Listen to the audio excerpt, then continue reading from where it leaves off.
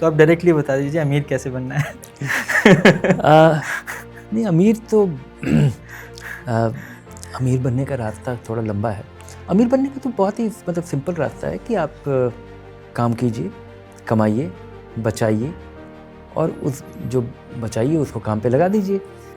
ये कंपाउंडिंग का एक्सपीरियंस जब तक एक बार किसी को नहीं हो, जब तक आप अपने पैसे को अ, देख नहीं लें कि ये जो आप पैसा इकट्ठा किए थे 15 साल, 20 साल में ये करोड़ रुपया हुआ और अगला करोड़ रुपया आपका 5 साल में हो जाता है। तो ये जब तक आपको एक्सपीरियंस नहीं होगा और छोटे रकम पे भी ये हो सकता है। जब तक ये आपको नहीं होगा तब तक आप ये वेल्थ एक्युमुलेट करने वाला जो मेथड है, इस रास्ते पे आप नहीं बन सकते। सबसे ज़्यादा ध्यान आपको अपने बिहेवियर पे लगाना है, क्योंकि अधिकतर लोगों का नुकसान 2-3 चीज़ों में होता है। एक तो कि आप सोचते हैं कि बाज़ार गिरेगा तब आप लगाएंगे और उस इंतज़ार में काफ़ी लोगों का नुकसान हो जाता है। वो बहुत बड़ा मिस्ड अपॉर्चुनिटी है। उसके बाद अक्सर होता है कि बाज़ार जब बहुत रफ्तार से बढ़ता है तब आपको लगता है कि अब तो बाज़ार गिरेगा, निकाल लेना चाहिए, फिर जब गिरेगा तब निकालेंगे, तब लगाएंगे। तो ये जो जिम्नास्टिक्स है इन्वेस्टर्स का, और ये नंबर्स में दिखता है और ये पिछले 20 साल से, और ये बिहेवियरल प्लॉय है। एंडाउमेंट और यूलिप की वजह से लोगों को न तो ढंग का इंश्योरेंस मिलता है और ना ही आपको ढंग का इन्वेस्टमेंट मिलता है, बड़ा खर्चीला है। तो आपको इंश्योरेंस लेना चाहिए। इंश्योरेंस आपके लिए ज़रूरी है। इन्वेस्टमेंट करने के पहले आपको इंश्योरेंस लेना चाहिए अगर आपके फाइनेंशियल डिपेंडेंट्स हैं। अगर आपकी शादी हुई है, आपकी पत्नी अगर आप पे फाइनेंशियली पूरी तरह डिपेंडेंट है, तो अभी आपकी पूंजी इकट्ठा होने में समय लगेगा। इसलिए आपको टर्म इंश्योरेंस लेना चाहिए।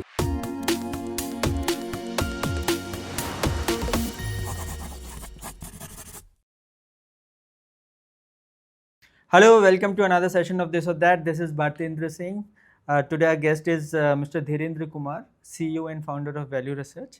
He is one of the most trusted voice in space of personal finance and mutual fund. So I'm very excited and I'm very thankful that he gave his time today. Hello, sir. Thank you. Thank you very much for your time.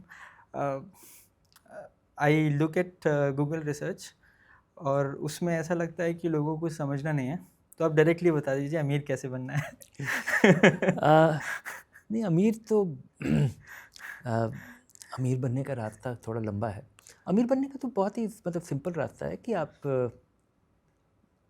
काम कीजिए, कमाइए, बचाइए और उस जो बचाइए उसको काम पे लगा दीजिए ताकि वो भी काम करना शुरू कर दे। और थोड़ा मेजर्ड तरीके से रिस्क लीजिए ताकि जो लगाइए वो डूबे नहीं। और बस यही स्टेप है। ठीक है, हम इन्वेस्टमेंट की बात करते हैं तो जितना मेरा सेंस है और जो मैंने डेटा देखा है, इक्विटी मोर और लेस सबसे अच्छा रिटर्न देने वाला एसेट है। तो क्यों नहीं हमारा 100% रिटर्न जो इन्वेस्टमेंट है वो इक्विटी में होना चाहिए। वहाँ से स्टार्ट करते हैं। जी हाँ, मुझे लगता है कि शुरुआत का आपका 20-30 साल जब आप कमा रहे हैं, बचा रहे हैं और उसकी ज़रूरत नहीं है क्योंकि आप हर महीने कमा रहे हैं या लगातार कमा रहे हैं, तो आपका असल में इक्विटी में ही लगना चाहिए। लेकिन लगाना बड़ा मुश्किल है क्योंकि जो बाज़ार का जो रुख है या बाज़ार का जो बिहेवियर है वो हर एक किसी को समझ में नहीं आता है। और बाज़ार हमेशा ऐसा था और ऐसा ही रहेगा। लोग आप और आम तौर पे जो लोगों की शुरुआत होती है वो चलते बाज़ार में होती है कि बाज़ार चल रहा है, आपका पड़ोसी पैसा बना रहा है, आपका दोस्त पैसा बना रहा है और आप नहीं कर रहे हैं। यहाँ से आपकी शुरुआत होती है। और जब ये शुरुआत होती है उसके तुरंत बाद बाज़ार में कब कोई गिरावट का दौर आता है और उसके लिए आप बिल्कुल तैयार नहीं होते हैं। ये एक ऑप्टिमिस्टिक स्टेप था कि आप पैसा बढ़ाना चाहते हैं, लगाना शुरू किया और उसके बाद वो ये गिर गया। और बाज़ार का जो बिहेवियर रहता है हमेशा कि वो धीरे धीरे बढ़ता है और बड़ा तेज़ी से गिरता है। 2-4 महीने, 6 महीने में 5-10% बढ़ेगा, लेकिन गिरने वाला जो है 5-10% जब भी कोई मौका आएगा तो 3 दिन में गिर जाएगा, 5 दिन में गिर जाएगा। तो वो लोगों को बहुत डिसअपॉइंट करता है। इसलिए और ये जो शुरुआती दौर है, इसमें अगर आप अपना पूरा पैसा 20-30 साल तक अगर इससे अगर आप अपसेट नहीं होते हैं, अगर आपने ऐसे समय शुरू किया कि शुरू के 2-3 साल आपको कोई बड़ा झटका नहीं लगा जिस वजह से आप डर के अपने पैसे निकाल लिए, तो मुझे लगता है कि आपको 100% इक्विटी में लगाना चाहिए। मुझे तो लगता है कि सारे निवेशक अगर अपना इन्वेस्ट करें पैसा, एसआईपी शुरू करें, चाहे जो भी रकम हो, 2000 हो, 20,000 हो, 50,000 रुपये हो, और 5 साल तक अगर रोज़ उसका वैल्यू नहीं देखें, और तो मुझे लगता है कि उनको एक बहुत ही पॉजिटिव सरप्राइज़ मिलेगा। और जब 5 साल आप अपना पैसा इकट्ठा कर लें, तब जाकर के अपना 5-10%, 20% अपना एलोकेशन फिक्स्ड इनकम में रखिए, ताकि जब पूरा बाज़ार गिरे तो आप फिर आप कोई इनिशिएटिव ले सकिए, आप उसको दोबारा रीबैलेंस कीजिए, तो गिरे बाज़ार में आप, क्योंकि बाज़ार से पैसा बनाने का बहुत ही आसान तरीका है। इक्विटी में पैसा लगाइए, डाइवर्सिफाई कीजिए, लगातार लगाते रहिए। बाज़ार जब गिरे तब बंद मत कीजिए, बाज़ार जब बढ़ जाए तब निकालिए मत। और अगर ये 5-10 साल अगर आप कर लेते हैं, तो मुझे लगता है कि जो कंपाउंडिंग का जादू है, ये ट्रिगर 5-10 साल के बाद ही होता है। जब आप शुरू में 5,000 रुपये भी लगाते हैं अपने, अगर ये 5,000 रुपये आपके तनख्वाह का 20% है, बड़ी मुश्किल से आप बचाते हैं, और 5 साल करने के बाद भी ना ये कोई ख़ास रकम नहीं होती है। लेकिन 5-7 साल, 10 साल करने के बाद जब पता चलता है कि अब जब इस पे 10% रिटर्न मिलता है, तो वो आपके 3 महीने के तनख्वाह के बराबर है, तब ये जादू आप रियलाइज़ करना शुरू करते हैं। लेकिन इस स्थिति तक आने के पहले लोग ये जो बाज़ार का जो एक्सपीरियंस है, और ये बहुत ही डिसअपॉइंटिंग एक्सपीरियंस है कि लोग आते हैं एक ऐसे एक्सपेक्टेशन से कि शॉर्ट टर्म में हमेशा अच्छा करेगा, और लोग जब गिरावट होती है तो उनको लगता है कि ये नुकसान मेरा परमानेंट हो गया। और ये कंपाउंडिंग का एक्सपीरियंस जब तक एक बार किसी को नहीं हो, जब तक आप अपने पैसे को देख नहीं लें कि ये जो आप पैसा इकट्ठा किए थे 15 साल 20 साल में, ये करोड़ रुपया हुआ, और अगला करोड़ रुपया आपका 5 साल में हो जाता है।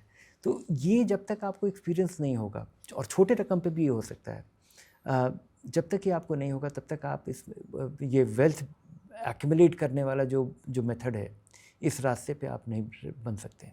कंपाउंडिंग हम बहुत बार सुना है, लोग बात करते हैं, लेकिन कंपाउंडिंग का फ़ायदा भी तभी है ना जब आपका एक अमाउंट सस्टेनेबल हो। मैं 100 रुपये इन्वेस्ट कर रहा हूँ, वो क्या कंपाउंड, अगर वो 100% भी हो गया जी।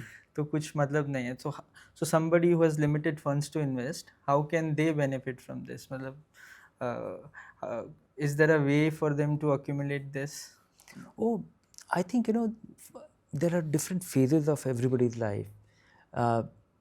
That 100 rupee is actually not it is not a less important thing. In fact, the initial 2-3 years in anybody's working life, when you start earning, is actually habit formation. If you don't do it with 100 rupee, you will never do it with 5,000 rupees. You will never do it with 20,000 rupees. But the moment you do it with 100 rupee or 500 rupee, and you see the magic happening, because when it comes to money issues, people don't learn from other people's mistake, and people don't take inspiration from other people's achievement. Because everybody's context is different. Your needs will be different. Your resources will be, different. Your priorities will be different. So in that sense, it's very difficult to take inspiration. Your priority will be different, depending on, your sister's wedding, the health condition of, family members, parents, this, that, we have so many, the economic theory that we have infinite needs and, limited resources. And in that, money comes into play where it actually sets your priority, and investment comes last, because because the definition of investment is that it is postponed consumption. And if you have to consume today, and in this society, the way that it has evolved, most of the marketeers are working very hard to, attract you to consume right away. The way, if you look at the food delivery system, it has tempted us, it has delivered all the restaurants in our living room on demand.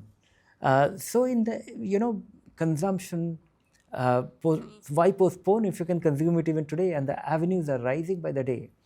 The need to consume, or, the desire to spend, and that looks important. Some of it might be critical, but I don't think all of it is that important. So it is just a matter of, resetting your priorities. Initially, at those 100 rupees, 200 rupees, don't look at it that it will become a big capital. If you don't do this, you will never have that. When you will have the capital, you won't have the habit. मैं इसलिए भी बोल रहा हूँ क्योंकि हम control तो सिर्फ एक ही पार्ट कर सकते हैं, वो है कि हम जो पैसा लगा रहे हैं, क्योंकि रिटर्न अगर हम देखें मोर और लेस वो इसी रेंज में रहेगा। आपको 10 मिल जाएगा, 12 मिल जाएगा, कुछ अच्छे अगर आपके इन्वेस्टमेंट है तो 15 मिल जाएगा। तो आप तो कंट्रोल तो सिर्फ अपना अमाउंट ही कर सकते हो, कितना आप इन्वेस्ट कर रहे हो। क्योंकि मैं इसलिए भी पूछ रहा हूँ क्योंकि अगर सारे सवाल आप इवेलुएट करो जो पूछे जाते हैं, उसका इवेंचुअली तो सार यही है, कंक्लूजन यही है कि कैसे मेरा पैसा बढ़ जाए। जी। सो और फिर मैं रिटर्न्स देखूं अगर सारे एसेट क्लास का भी, तो यही रेंज रहेगा। इससे ज़्यादा एक्सपेक्ट करना भी ठीक नहीं है मेरे ख्याल से। So only thing that then I can control is the amount that I put in. So the return some way becomes irrelevant, नहीं? नहीं, ऐसा नहीं है। ओके। 12%, 15%, 18% ये 20 साल में बहुत अलग तरीके का जादू करता है। 12% भी बुरा नहीं है, 15% बहुत अच्छा है, और 18% भी बहुत लोगों को मिला है। अब हमें बहुत सारे इन्वेस्टर्स मिलते हैं और वो मिलता है, जो कहावत है कि आप अगर ध्यान से लगाएं, और लेकिन यहाँ पे सबसे ज़्यादा ध्यान आपको अपने बिहेवियर पे लगाना है। क्योंकि अधिकतर लोगों का नुकसान 2-3 चीज़ों में होता है। एक तो कि आप सोचते हैं कि बाज़ार गिरेगा तब आप लगाएंगे, और उस इंतज़ार में काफ़ी लोगों का नुकसान हो जाता है। वो बहुत बड़ा मिस्ड अपॉर्चुनिटी है। उसके बाद अक्सर होता है कि बाज़ार जब बहुत रफ्तार से बढ़ता है तब आपको लगता है कि अब तो बाज़ार गिरेगा, निकाल लेना चाहिए, फिर जब गिरेगा तब निकालेंगे, तब लगाएंगे। तो ये जो जिम्नास्टिक्स है इन्वेस्टर्स का, और ये नंबर्स में दिखता है, और ये पिछले 20 साल से, और ये बिहेवियरल प्लॉय है। इसको अगर आप किसी तरह से ओवरकम कर पाते हैं, क्योंकि इन्वेस्टर का बिहेवियर ही सबसे बड़ा ड्राइवर है आपके रिटर्न का। और अगर आपने, और जब एक बार आपके पास एक मीनिंगफुल अमाउंट हो जाता है, एक बेसिक कैपिटल क्रिएट हो जाता है, उसके बाद आप डिसिप्लिन तरीके से अगर आप एसेट एलोकेट करते हैं और रीबैलेंस करते हैं, तो मुझे लगता है कि आप इस रिटर्न को ऑप्टिमाइज़ कर पाते हैं। 18% को 19% एक बड़े कैपिटल पे कर देने पे बड़ा अंतर आता है। लेकिन अगर आप 12% और पिछले 5-10 साल में अगर आपने देखा होगा, बल्कि 15-20 साल का भी अब नंबर उपलब्ध है, बहुत सारे एक्टिवली मैनेज फंड का जो रिटर्न है वो आप देख के हैरान हो जाएंगे। लेकिन आपको निवेशक ऐसे नहीं मिलते हैं जिन्होंने 18 साल तक लगातार SIP किया हो। ये सवाल इसलिए मैं पूछ रहा हूँ कि मेरे बहुत सारे दोस्त हम बैठ के बात करते हैं, तो ये सवाल बार बार आता है कि अभी इन्वेस्ट करूँ क्या, अभी सही टाइम है क्या। इनफैक्ट आज मॉर्निंग में I was chatting with my friend and he saying कि since you are meeting him, ask him कि अभी ये वॉर चल रही है across the world, is it the right time to invest, क्या मेरा पैसा चला जाएगा क्या। तो while I told him कि ऑप्शन क्या है, you have to keep investing, but what is your view on this two things? One is कि what is the current situation of world where so many wars and calamities are happening, so all these events, so उससे क्या फ़र्क पड़ता है। Secondly, क्या मुझे सोचना चाहिए हर बार कि मैं डालूं कि नहीं डालूं, कब डालूं, how do I figure out what is the right time, और मेरे को ये नहीं सोचना चाहिए इसके बारे में। आपको इसके बारे में नहीं सोचना चाहिए, आपको सोचना चाहिए उस बारे में ना जिसके बारे में आप कुछ कर सकते हैं। आप 4-5 चीज़ के बारे में बहुत बढ़िया से कुछ कर सकते हैं कि आप अपने करियर पे ध्यान दीजिए, आमदनी बढ़ेगी, तरक्की करेंगे, तो वो तो मुझे लगता है कि सबसे पहला चीज़ है। अपने बेसिक नंबर को आमदनी बढ़ाइए, क्योंकि पूंजी तो उससे इकट्ठा होगा, वहाँ पे ध्यान दीजिए।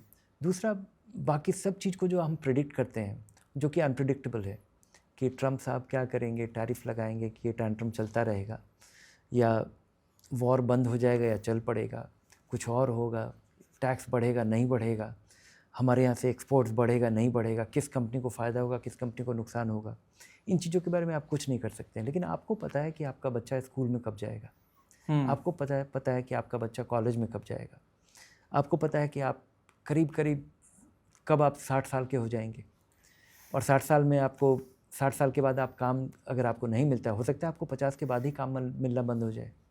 जिस तरह से चीज़ें बदल रही हैं, तो उसके बारे में थोड़ा चिंता करना चाहिए। और तब तक आपको इतना पूंजी इकट्ठा कर लेना है कि उस पर अगर आपको एक मॉडेस्ट सा रिटर्न मिले तो आप इंडिपेंडेंट रह पाइए। और आपके पास इतनी पूंजी होनी चाहिए, तो मुझे लगता है कि अपने आप को थोड़ा डराइए, समझिए, और अगर आप इसको समझेंगे, थोड़ा बारीक, बड़ा बेसिक सा नंबर्स अगर आप करेंगे, क्योंकि हम तो ऐसे ही है, 15-20 साल 25 साल हम अपने पेरेंट्स के आधार पे या उनके उनके उनके साधन पे हम अपनी पढ़ाई करते हैं। अगले 20 साल से 30-35 साल तक हम काम करते हैं और अब हम जीवित रहेंगे 100 साल तक। तो आपका एक लंबा सा फेज़ होगा जिस समय आपकी आमदनी नहीं होगी, और उस समय अगर आप उस समय के आमदनी का जुगाड़ अगर आप नहीं करते हैं तो आपके लिए बहुत बड़ी समस्या होने वाली है। और अगर ये बेसिक चीज़ों के बारे में, तो एक तो अपने आप को समझाइए, इन चीज़ों के बारे में आकलन कीजिए, इनके बारे में आप बहुत ही प्रिसाइज तरीके से आप आकलन कर सकते हैं। आपके लाइफस्टाइल के बारे में जानकारी आप ही को है कि आपको आज महीने भर जीवित रहने के लिए कितना पैसा चाहिए, कितना साधन चाहिए, उसको आप कितना कम कर सकते हैं या वो कितना और बढ़ सकता है। बढ़ाना भी ज़रूरी है। अगर आपकी कुछ इच्छाएं हैं और जिसकी पूर्ति ज़रूरी है या जिनका होना फुलफिलमेंट अगर इम्पॉर्टेंट है आपके प्रायोरिटीज़ में, तो ज़रूर करना चाहिए। लेकिन इसका अंदाज़ा तो आप लगा सकते हैं, और इसका बंदोबस्त अगर आप नियमित रूप से इन्वेस्टमेंट से अगर इसको कवर नहीं करेंगे तो आपको एक दिन सरप्राइज़ मिलेगा। सरप्राइज़ ये मिलेगा कि बुढ़ापे में आपका पैसा ख़त्म हो जाएगा और आप जीवित रह जाएंगे। दूसरा, आपके पास इतना साधन इकट्ठा हो ही नहीं पाएगा कि आपको कॉन्फिडेंस आ पाए कि आप रिटायर कर सकते हैं, और उस समय अगर आपको काम नहीं मिला तब बड़ी समस्या होगी। तो इन चीज़ों के बारे में गेस कीजिए, इनको प्रेडिक्ट कीजिए, और जिनको आप प्रेडिक्ट नहीं कर सकते हैं उनके बारे में मत सोचिए। और ये ऐसा ही चलता रहेगा। पिछले 100 साल में कोई ऐसा फेज़ नहीं आया है 1 साल में जिस समय इस तरह की 2 घटनाएं नहीं हुई हो जिससे ऐसा लगे कि दुनिया ख़त्म होने वाला है या बहुत बड़ी समस्या होने वाली है। बल्कि 5-10 साल में मेरा अपना अनुभव है कि साल में हर साल 1-2 मौका आता है जब बाज़ार करीब 10% गिरता है। 10 साल में बाज़ार में कम से कम एक बार ऐसा मौका आता है जब बाज़ार 25-30% गिरता है, और 20-22 साल में एक बार ऐसा मौका आता है जब बाज़ार 50% गिरता है अपने पीक से। और ये जो बाज़ार 2008, पता नहीं आपको ध्यान है कि नहीं, कि बाज़ार पहुंच गया था 20,000 पार कर गया था सेंसेक्स पे, और उसके बाद घट के 8,500 रुपया हो गया था। जब 8,500 रुपया हो गया था तो लग रहा था कि, या अभी हाल में 2020 में जब कोविड में जब पूरी दुनिया ठप हो गई थी, तो लोगों को लग रहा था कि दुनिया भी ठप हो जाएगी और कारोबार भी ठप हो जाएगा, और हो भी गया था। वो सच्चाई में रूटेड है। ऐसा नहीं है कि लोग बिना किसी कारण के चिंतित हो रहे थे। लेकिन उसके बाद फिर दुनिया थमा, सब चीज़ें चल पड़ी, और फिर उसके बाद जो बाज़ार जो वहाँ से चला तो उसके बाद रुकने का नाम ही नहीं लिया। बहुत पैसा बनाया लोगों ने। जी, तो ये जो डूम्सडे है ये आता रहेगा। लेकिन अगर आप किसी भी 5 साल के फेज़ को देखेंगे ना, कि अगर आप 5 साल के नज़रिए से अगर आप इन्वेस्ट करते हैं, तो कोई ऐसा 5 साल का फेज़ इंडिया में नहीं आया है जिस समय आपको फिक्स्ड इनकम जितना रिटर्न कम से कम इक्विटी में ना मिला हो।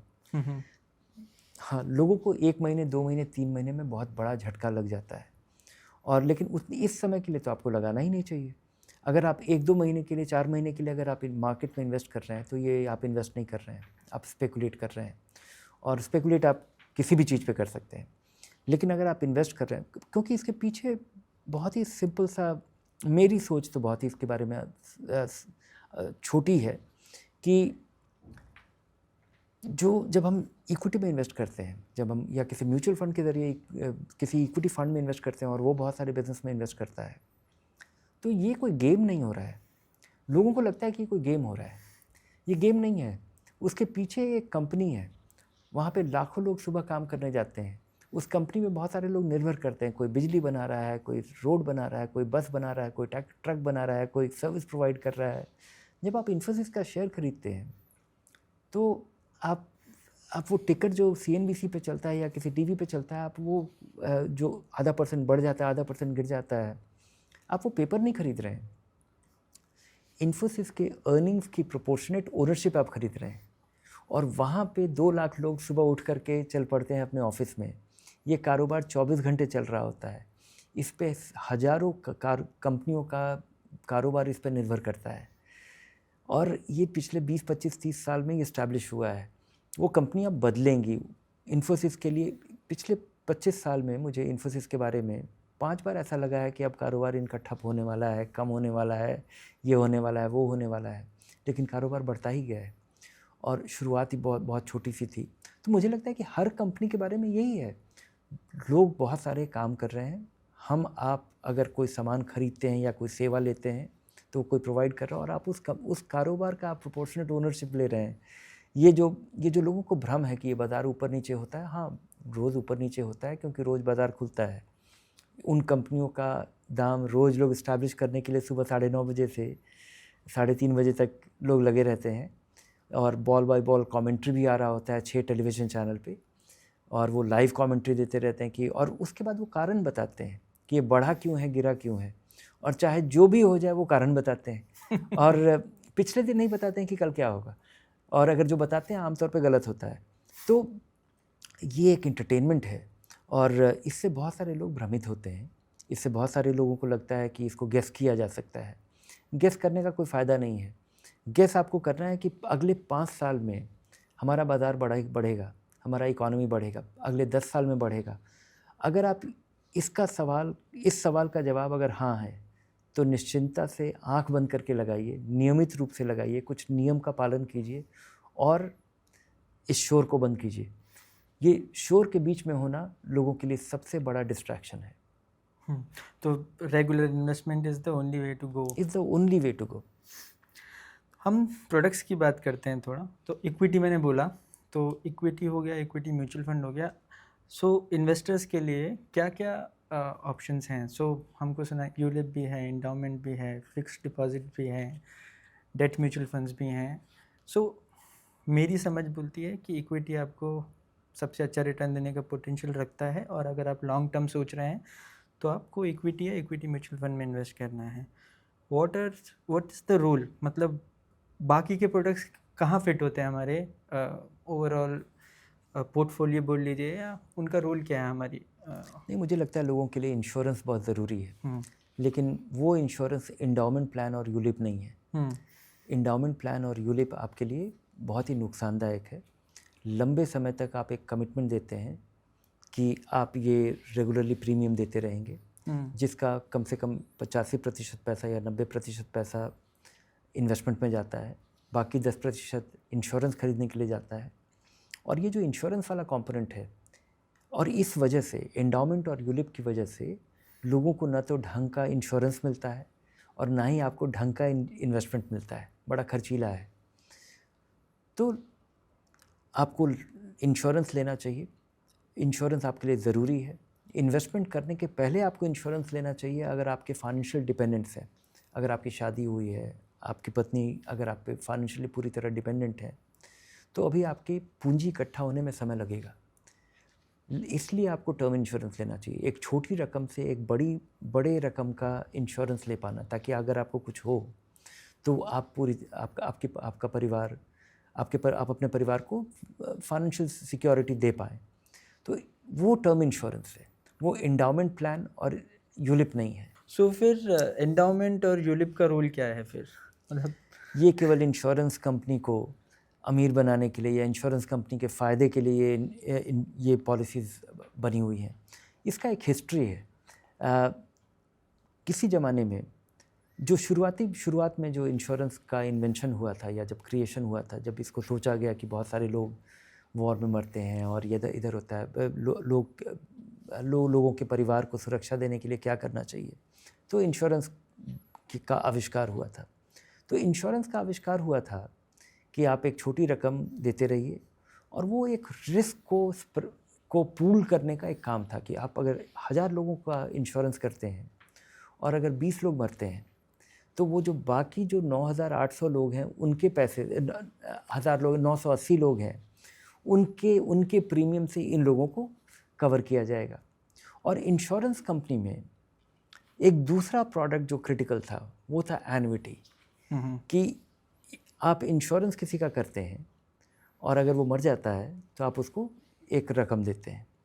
एन्युटी उसका एक रिवर्स था कि आप किसी आदमी का पूंजी ले लेते हैं और जब तक वो जीवित रहता है तब तक आप उसको एक रकम देते रहते हैं। तो ये जो इंश्योरेंस था, जो टर्म इंश्योरेंस था, उसके बारे में, और इन दोनों को बेचना बड़ा मुश्किल होता था। अगर आप किसी को जाके बोलिए कि ये, और इस वजह से सरकार ने जो नियम बनाए हुए थे कि इस पे 10% 15% कमीशन मिलता था, कि आप जा कर के लोगों को सुरक्षा बेच रहे हैं, लोगों को आप मना रहे हैं कि भाई अगर आपको कुछ हो जाए, क्योंकि उससे देश को भी फ़ायदा होता है। उससे देश को ये फ़ायदा होता है कि एक तो लंबे समय की पूंजी आती है, और दूसरा कि अगर लोग फाइनेंशियली सिक्योर होते जाएंगे, अगर आपको कुछ हो गया और आपका परिवार अगर फाइनेंशियली स्टेबल है, तो ये सरकार के लिए कम चिंता की बात है। तो एक ज़्यादा फाइनेंशियली इंडिपेंडेंट समाज बनाने की दिशा में ये काम किया जा रहा था। ये पॉलिसी का जो डायरेक्शन था वो ये था, और इसलिए इंश्योरेंस रेगुलेटर दुनिया भर में इसके लिए इनकरेज करते थे कि आप कमीशन दीजिए लेकिन लोगों को ये बेचिए, और ये लंबे समय का कॉन्ट्रैक्ट होता है। तो एक तरफ इंश्योरेंस कंपनी एक ऐसा पॉलिसी बेचती थी जिसमें वो चाहती थी कि ये आदमी मरे नहीं तो आपको प्रीमियम देना पड़ेगा। दूसरी तरफ अपने रिस्क को बैलेंस करने के लिए एन्युइटी बेचती थी, जिसमें चाहती थी, मतलब उसको फ़ायदा, इंश्योरेंस कंपनी को फ़ायदा तब होगा जब कोई आदमी मर जाएगा। आपका कमिटमेंट है कि आप उसको इनकम देते रहेंगे जब तक वो जीवित रहेगा, और जब वो नहीं जीवित रहेगा तब आप उसको प्रीमियम देना बंद कर देंगे, उसको इनकम देना बंद कर देंगे। तो ये एन्युइटी और टर्म इंश्योरेंस एक दूसरे को काउंटर बैलेंस करते थे एक इंश्योरेंस कंपनी के पोर्टफोलियो में। किसी शातिर इंश्योरेंस एग्जीक्यूटिव ने ये निकाला कि ये टर्म इंश्योरेंस बेचना बड़ा मुश्किल है, और अगर किस टर्म इंश्योरेंस का छोटा सा भाग हो और ज़्यादा बड़ा इन्वेस्टमेंट हो, और इन्वेस्टमेंट बेचना बड़ा आसान है। आप किसी को अगर आप जाके बोलिए कि आप ये इंश्योरेंस खरीद लीजिए, अगर आपके परिवार को आपको कुछ हुआ तो आपके परिवार को 5 लाख रुपए मिलेगा, तो लोग बोलते थे कि अपनी मृत्यु किया और या अपने नहीं होने के बारे में कितने लोग उसके बारे में उत्साहित होते हैं। लेकिन अगर इस वजह से और यहाँ पे आपको 10% कमीशन मिलता था, जो कि काफ़ी अच्छा था। ये 10% या 15% अच्छा कमीशन मिलता था। इंश्योरेंस, ये जो शातिर इंश्योरेंस कंपनी वाले ने ये सोचा कि अगर हम इसमें थोड़ा सा इंश्योरेंस रखें और ज़्यादा इन्वेस्टमेंट रखें और 10% कमीशन ले लें तो बड़ा फ़ायदा होगा।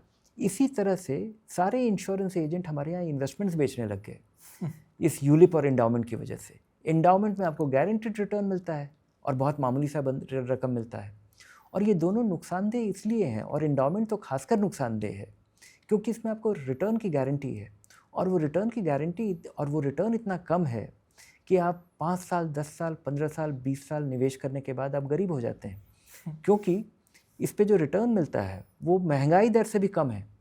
और जब ये 5 और जब इसको जिस तरह से बेचा जाता है उसमें किसी एक आदमी आपके पीछे पड़ जाता है और आके इंश्योरेंस बेच जाता है। एंडाउमेंट प्लान और यूलिप आमतौर पे पीछा करने की वजह से ही इन्हें बेचा जाता है, और वो इतने लंबे समय का कमिटमेंट होता है, और लोग इसको बड़ा भरोसे से इन्वेस्ट करते, इसमें पैसा लगाते हैं कि जैसे कि ये बहुत ही अनिवार्य चीज़ है, ज़रूरी चीज़ है। इंश्योरेंस ज़रूरी है, टर्म इंश्योरेंस, लेकिन ये वाला नहीं। यहाँ पे आपको घटिया इंश्योरेंस, घटिया इन्वेस्टमेंट, लंबे समय में आपको कोई खास फ़ायदा नहीं होता है, और आपके लंबे समय का कैपिटल ये ब्लॉक कर देता है।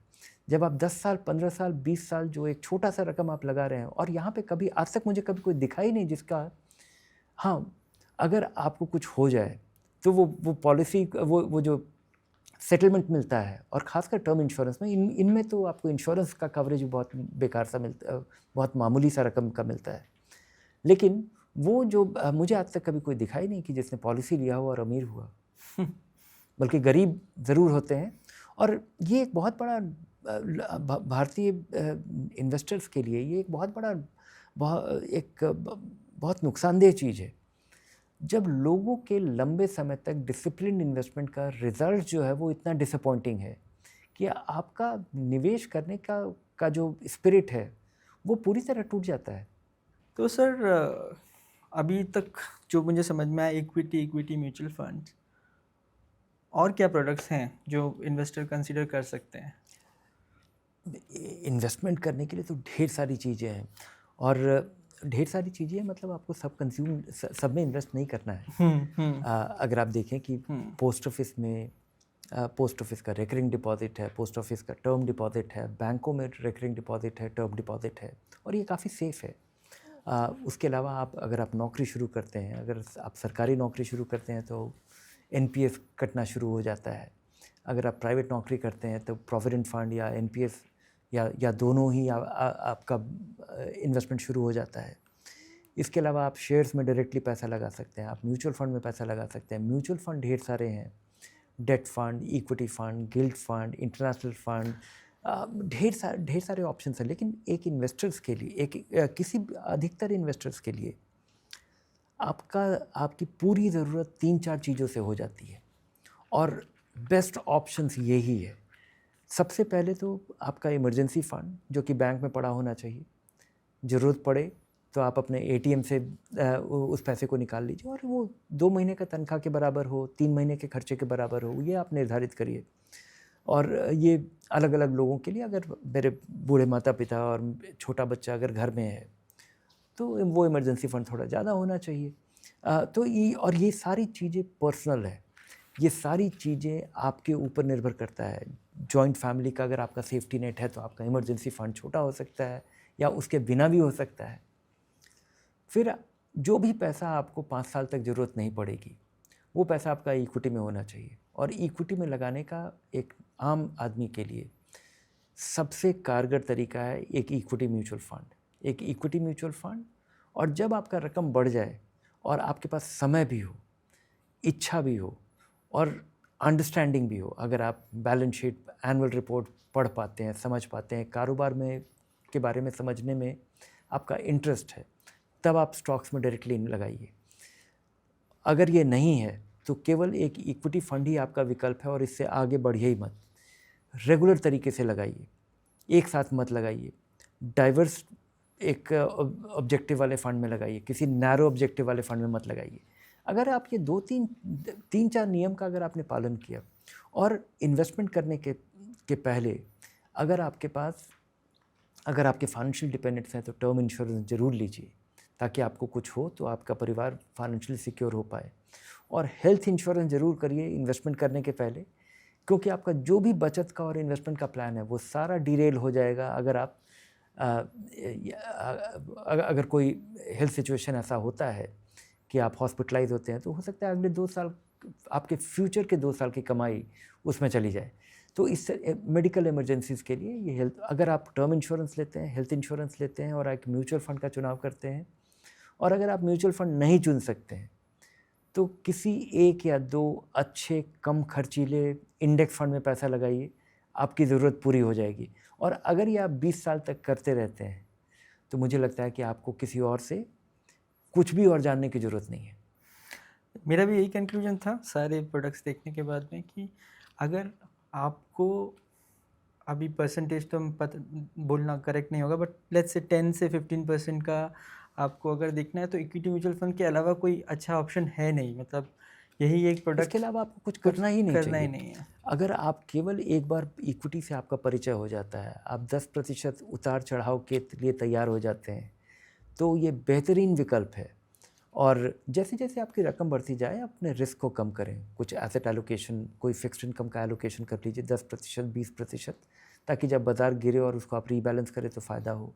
जब आपका रकम बढ़ जाए तो आप 1 के बजाय 2 म्यूचुअल फ़ंड रखिए, और जब रकम बढ़ जाए तो 2 के बजाय 3 म्यूचुअल फ़ंड रखिए, ताकि ये जो डाइवर्सिफिकेशन है ये एक तरह से आपके लिए आपके इन्वेस्टमेंट्स का इंश्योरेंस है। क्योंकि हमें कुछ नहीं पता है कि कौन सी कंपनी अच्छा करेगी, कौन सी कंपनी डूब जाएगी, कौन सी कंपनी बहुत अच्छा करेगी।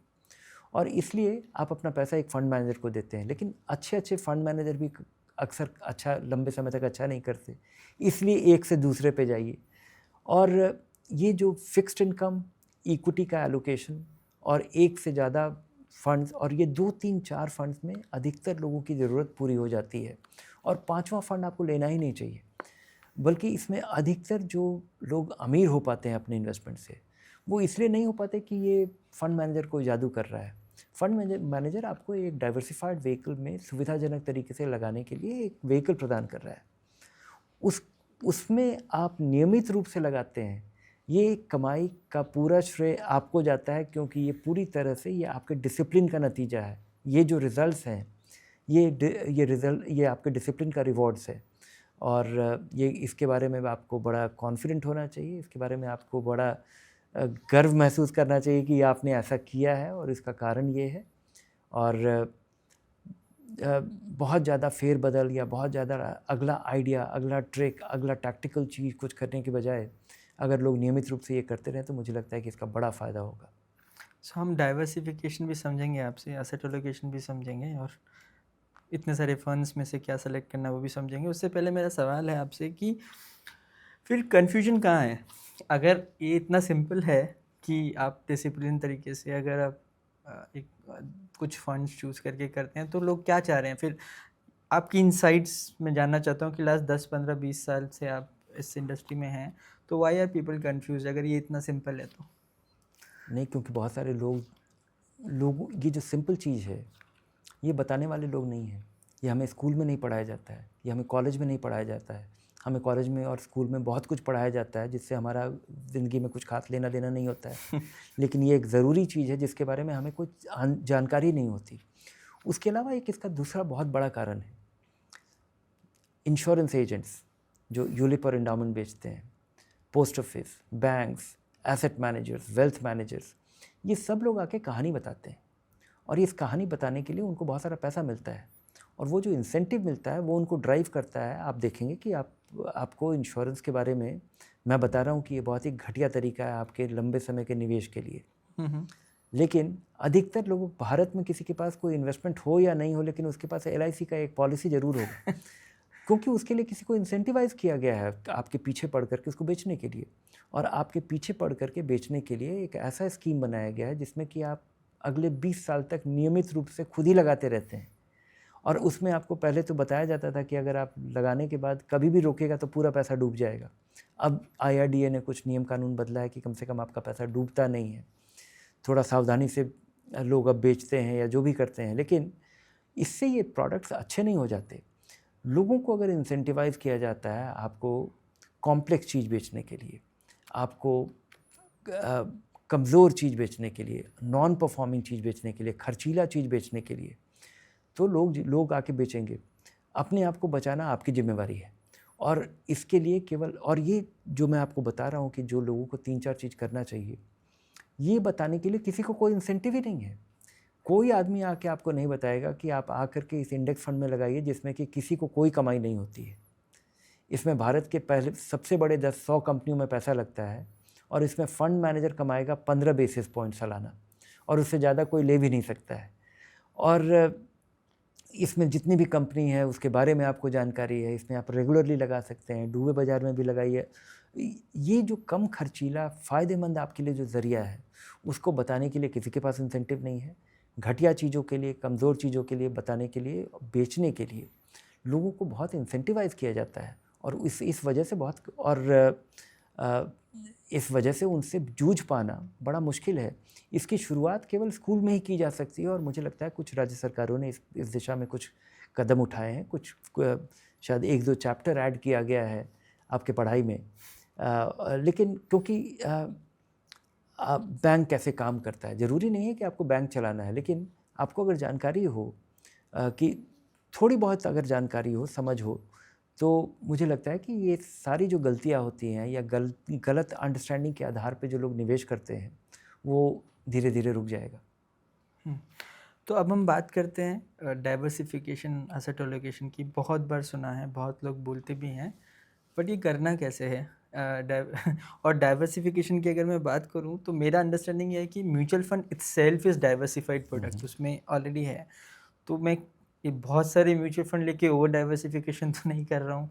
तो पहले डाइवर्सिफिकेशन समझा दीजिए, फिर एसेट एलोकेशन कैसे करना है वो समझा दीजिए। नहीं, ये सारी जो भ्रांतियाँ हैं, ये सारा जो भ्रम है, ये इसी वजह से हुआ है क्योंकि म्यूचुअल फंड बड़ा फ़ायदेमंद, म्यूचुअल फंड एक अकेला एक बाज़ार का एक भाग है जिसमें किसी ने भी 5 साल तक इन्वेस्ट किया हो तो आपको उसे नुकसान नहीं हुआ होगा, उसे फ़ायदा, अच्छा खासा फ़ायदा हुआ होगा। लोग म्यूचुअल फंड से अच्छा डिसेंट रिटर्न पिछले 5-10 साल में, 15 साल में जनरेट कर पाए हैं। लेकिन अब ये जो म्यूचुअल फंड सही है कैंपेन हुआ तो लोगों को लगा कि ढेर सारे म्यूचुअल फंड और सही है। लेकिन ये ज़रूरी नहीं है। ये जो म्यूचुअल फंड आप खरीदते हैं ये बेसिकली आपको एक डाइवर्सिफाइड वे, एक डाइवर्सिफिकेशन देता है। लेकिन और उसके अलावा जो म्यूचुअल फंड है ये कंज्यूमर प्रोडक्ट है। जैसे और ये हर चीज़ में होता है कि जैसे एन एप्पल अ डे, लेकिन अब ढेर सारा एप्पल खाएगा तो हो सकता है तबीयत खराब हो जाए। तो उसी तरह से म्यूचुअल फंड, और ये कंज्यूमर प्रोडक्ट है। म्यूचुअल फंड को कहानी के तौर पे बेचा जाता है। आके लोग बताते हैं कि अभी इस फंड में लगाना क्यों फ़ायदेमंद है। ये जितना उसको लोग एक्सॉटिक बनाते हैं, जितना लोग उसको कॉम्प्लेक्स बनाते हैं, जितना लोग उसको नैरो बनाते हैं, जितना उसको इंटरेस्टिंग बनाने की कोशिश करते हैं, ताकि लोगों को के लिए ये कहानी इंटरेस्टिंग लगे। आप ईवी फंड में लगाइएगा, आपको ध्यान होगा कि माइक्रो कैप फंड में छोटी छोटी कंपनियों के शेयर्स में लगाने वाला एक इंडेक्स फंड आया और उसमें लोगों ने 1000 करोड़ लगा दिया। तो ऐसा नहीं है कि अच्छे फंड में लोग नहीं लगा रहे, लेकिन इस तरह के फंड में लोग ज़्यादा उत्सुक होते हैं, इनकी कहानियाँ आसानी से बिकती हैं और लोग इस तरह की कहानी में आ जाते हैं। लेकिन आपके इक्विटी में इन्वेस्ट करने का प्राइमरी ऑब्जेक्टिव यही होना चाहिए कि आप एक डाइवर्सिफाइड व्हीकल ले रहे हैं। डाइवर्सिफिकेशन ऐसा हो कि बाज़ार के, और डाइवर्सिफिकेशन 2-3 तरीके का है। एक स्टाइल का डाइवर्सिफिकेशन है। एक फ़ंड है जो कि एक फ़ंड मैनेजर है जो कि बढ़ती हुई कंपनियों में पैसा लगाता है, भले ही थोड़ा वो महंगा हो, और वो काफ़ी सफल है। दूसरा फ़ंड मैनेजर जो कि महंगी कंपनियों के भले ही कम बढ़े लेकिन एक रीज़नेबल दाम पे बिकने वाली कंपनियों में। तो ये स्टाइल का ये डाइवर्सिटी है कि आप ग्रोथ इन्वेस्टर हैं कि वैल्यू इन्वेस्टर हैं। फिर कुछ बड़ी कंपनियां होती हैं, कुछ मिड साइज कंपनी होती हैं, कुछ छोटी कंपनी होती है, कुछ उससे भी बहुत छोटी माइक्रो कंपनीज होती हैं। तो आपका पैसा ऐसे फंड में लगा हो जो कि बाज़ार के हर भाग में लगाता हो। उसके अलावा बहुत सारे अच्छे फंड मैनेजर ख़राब हो जाते हैं और बहुत सारे ख़राब फंड मैनेजर अच्छा करने लग जाते हैं। तो आपका पैसा स्टाइल के अलावा स्किल्स में भी डाइवर्स हो। उसके अलावा हमारी नौकरी भी भारत में है, हमारा कारोबार भी भारत में है, हमारा घर भी यहाँ पे ही है और हमारा इन्वेस्टमेंट भी इंडिया में ही है। तो और इंडिया पूरी दुनिया के स्टॉक मार्केट का केवल 4% है। और अगर जो हम ये माइक देख रहे हैं या काफ़ी कुछ देख रहे हैं, ये दुनिया में कहीं अलग अलग बाज़ार में बनता है, अलग अलग कंपनियां बनाती हैं। और तो आप तो सारे इन्वेस्टमेंट एवेन्यूज़ इंडिया में नहीं है। और बहुत सारी ऐसी इस तरह की कंपनियां हैं जिनका कि ग्लोबल मोनोपोली है, जो वो बहुत ही कमाल का चीज़ बनाती हैं और दुनिया भर के लोग उसको खरीदते हैं। इस वजह से उन्हें मुनाफा ज़्यादा होता है, उस वजह से उनके पास एक कॉम्पिटिटिव एडवांटेज है और वो सस्टेनेबल कॉम्पिटिटिव एडवांटेज है। वो कंपनियां फोर्सिएबल फ्यूचर में अच्छा करते रहेंगी, इसकी उम्मीद है।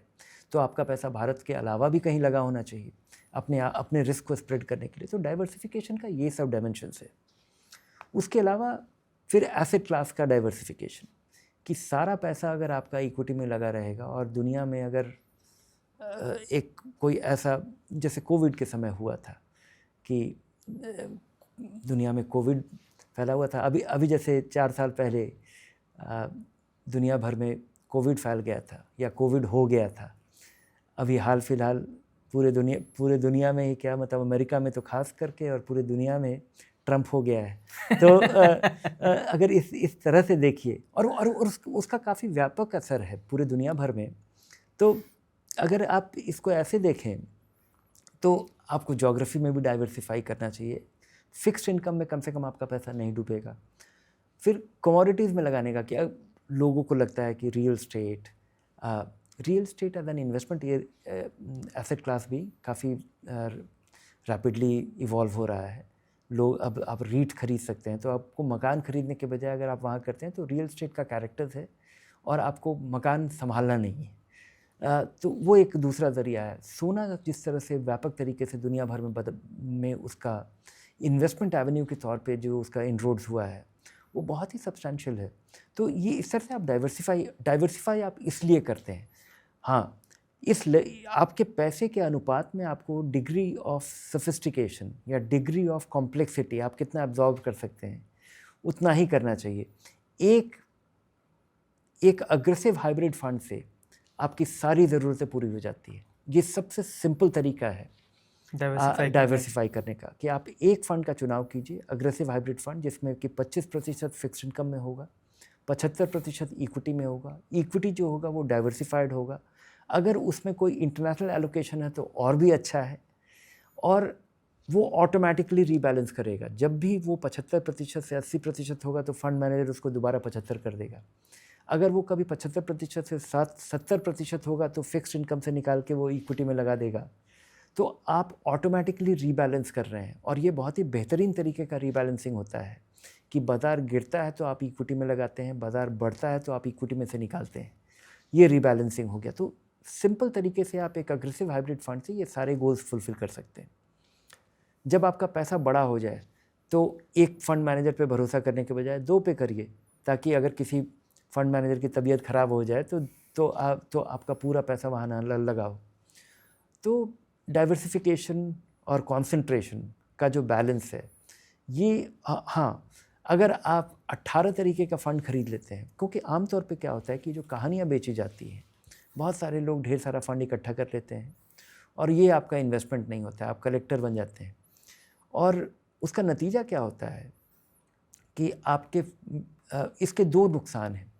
एक तो आप खर्च ज़्यादा बियर कर रहे हैं कि आपके पास एक वियर्ड सा एक पोर्टफोलियो है। 20-30 फंड का पोर्टफोलियो होना ये हैरानी की बात नहीं है। आम तौर पे लोगों के पास 20-30 फंड है। चूँकि वैल्यू रिसर्च ऑनलाइन पे करीब 20-30 लाख लोग अपना पोर्टफोलियो मेंटेन करते हैं। तो और ख़ासकर NSDL और CDSL और MF सेंट्रल के पोर्टफोलियो इंपोर्ट के बाद से ये इसका रफ्तार काफ़ी बढ़ गया है। तो मैं बड़ा हैरान हो जाता हूँ। लेकिन लोगों के लिए रूटीन कोर्स में ऐसा होता है, क्योंकि पहले लोगों के लिए आम तौर पे देखिएगा कि लोग चर्चा यही करते हैं। मुझसे जब भी कोई मिलता है तो बोलता है कि कोई अच्छा फ़ंड बताओ ना। अगर उनसे मैं दोबारा पूछता हूँ कि आपके पास है क्या-क्या, तो उसमें वो बताने में उनकी इंटरेस्ट नहीं होती है। उनकी इंटरेस्ट ये होती है कि मुझे कुछ ख़ास चीज़ पता है, क्योंकि ये आइडिया ड्रिवन, स्टोरी ड्रिवन जो इन्वेस्टमेंट का तरीका है, उसका ये नतीजा है कि लोग कलेक्टर हो जाते हैं। इसके 2 नुकसान हैं जो मैं बता रहा था कि आप खर्चा बियर कर रहे होते हैं सारे एक्टिवली मैनेज फंड का 1.25% या 1%, और आपके पास असल में सारे फंड्स को अगर आप जोड़ दीजिए तो ये एक इंडेक्स फंड हो जाता है। तो इंडेक्स फंड आपको 1/10 खर्चे पे उपलब्ध है और उसमें आपको भरोसा है कि ये इंडेक्स जितना रिटर्न देगा।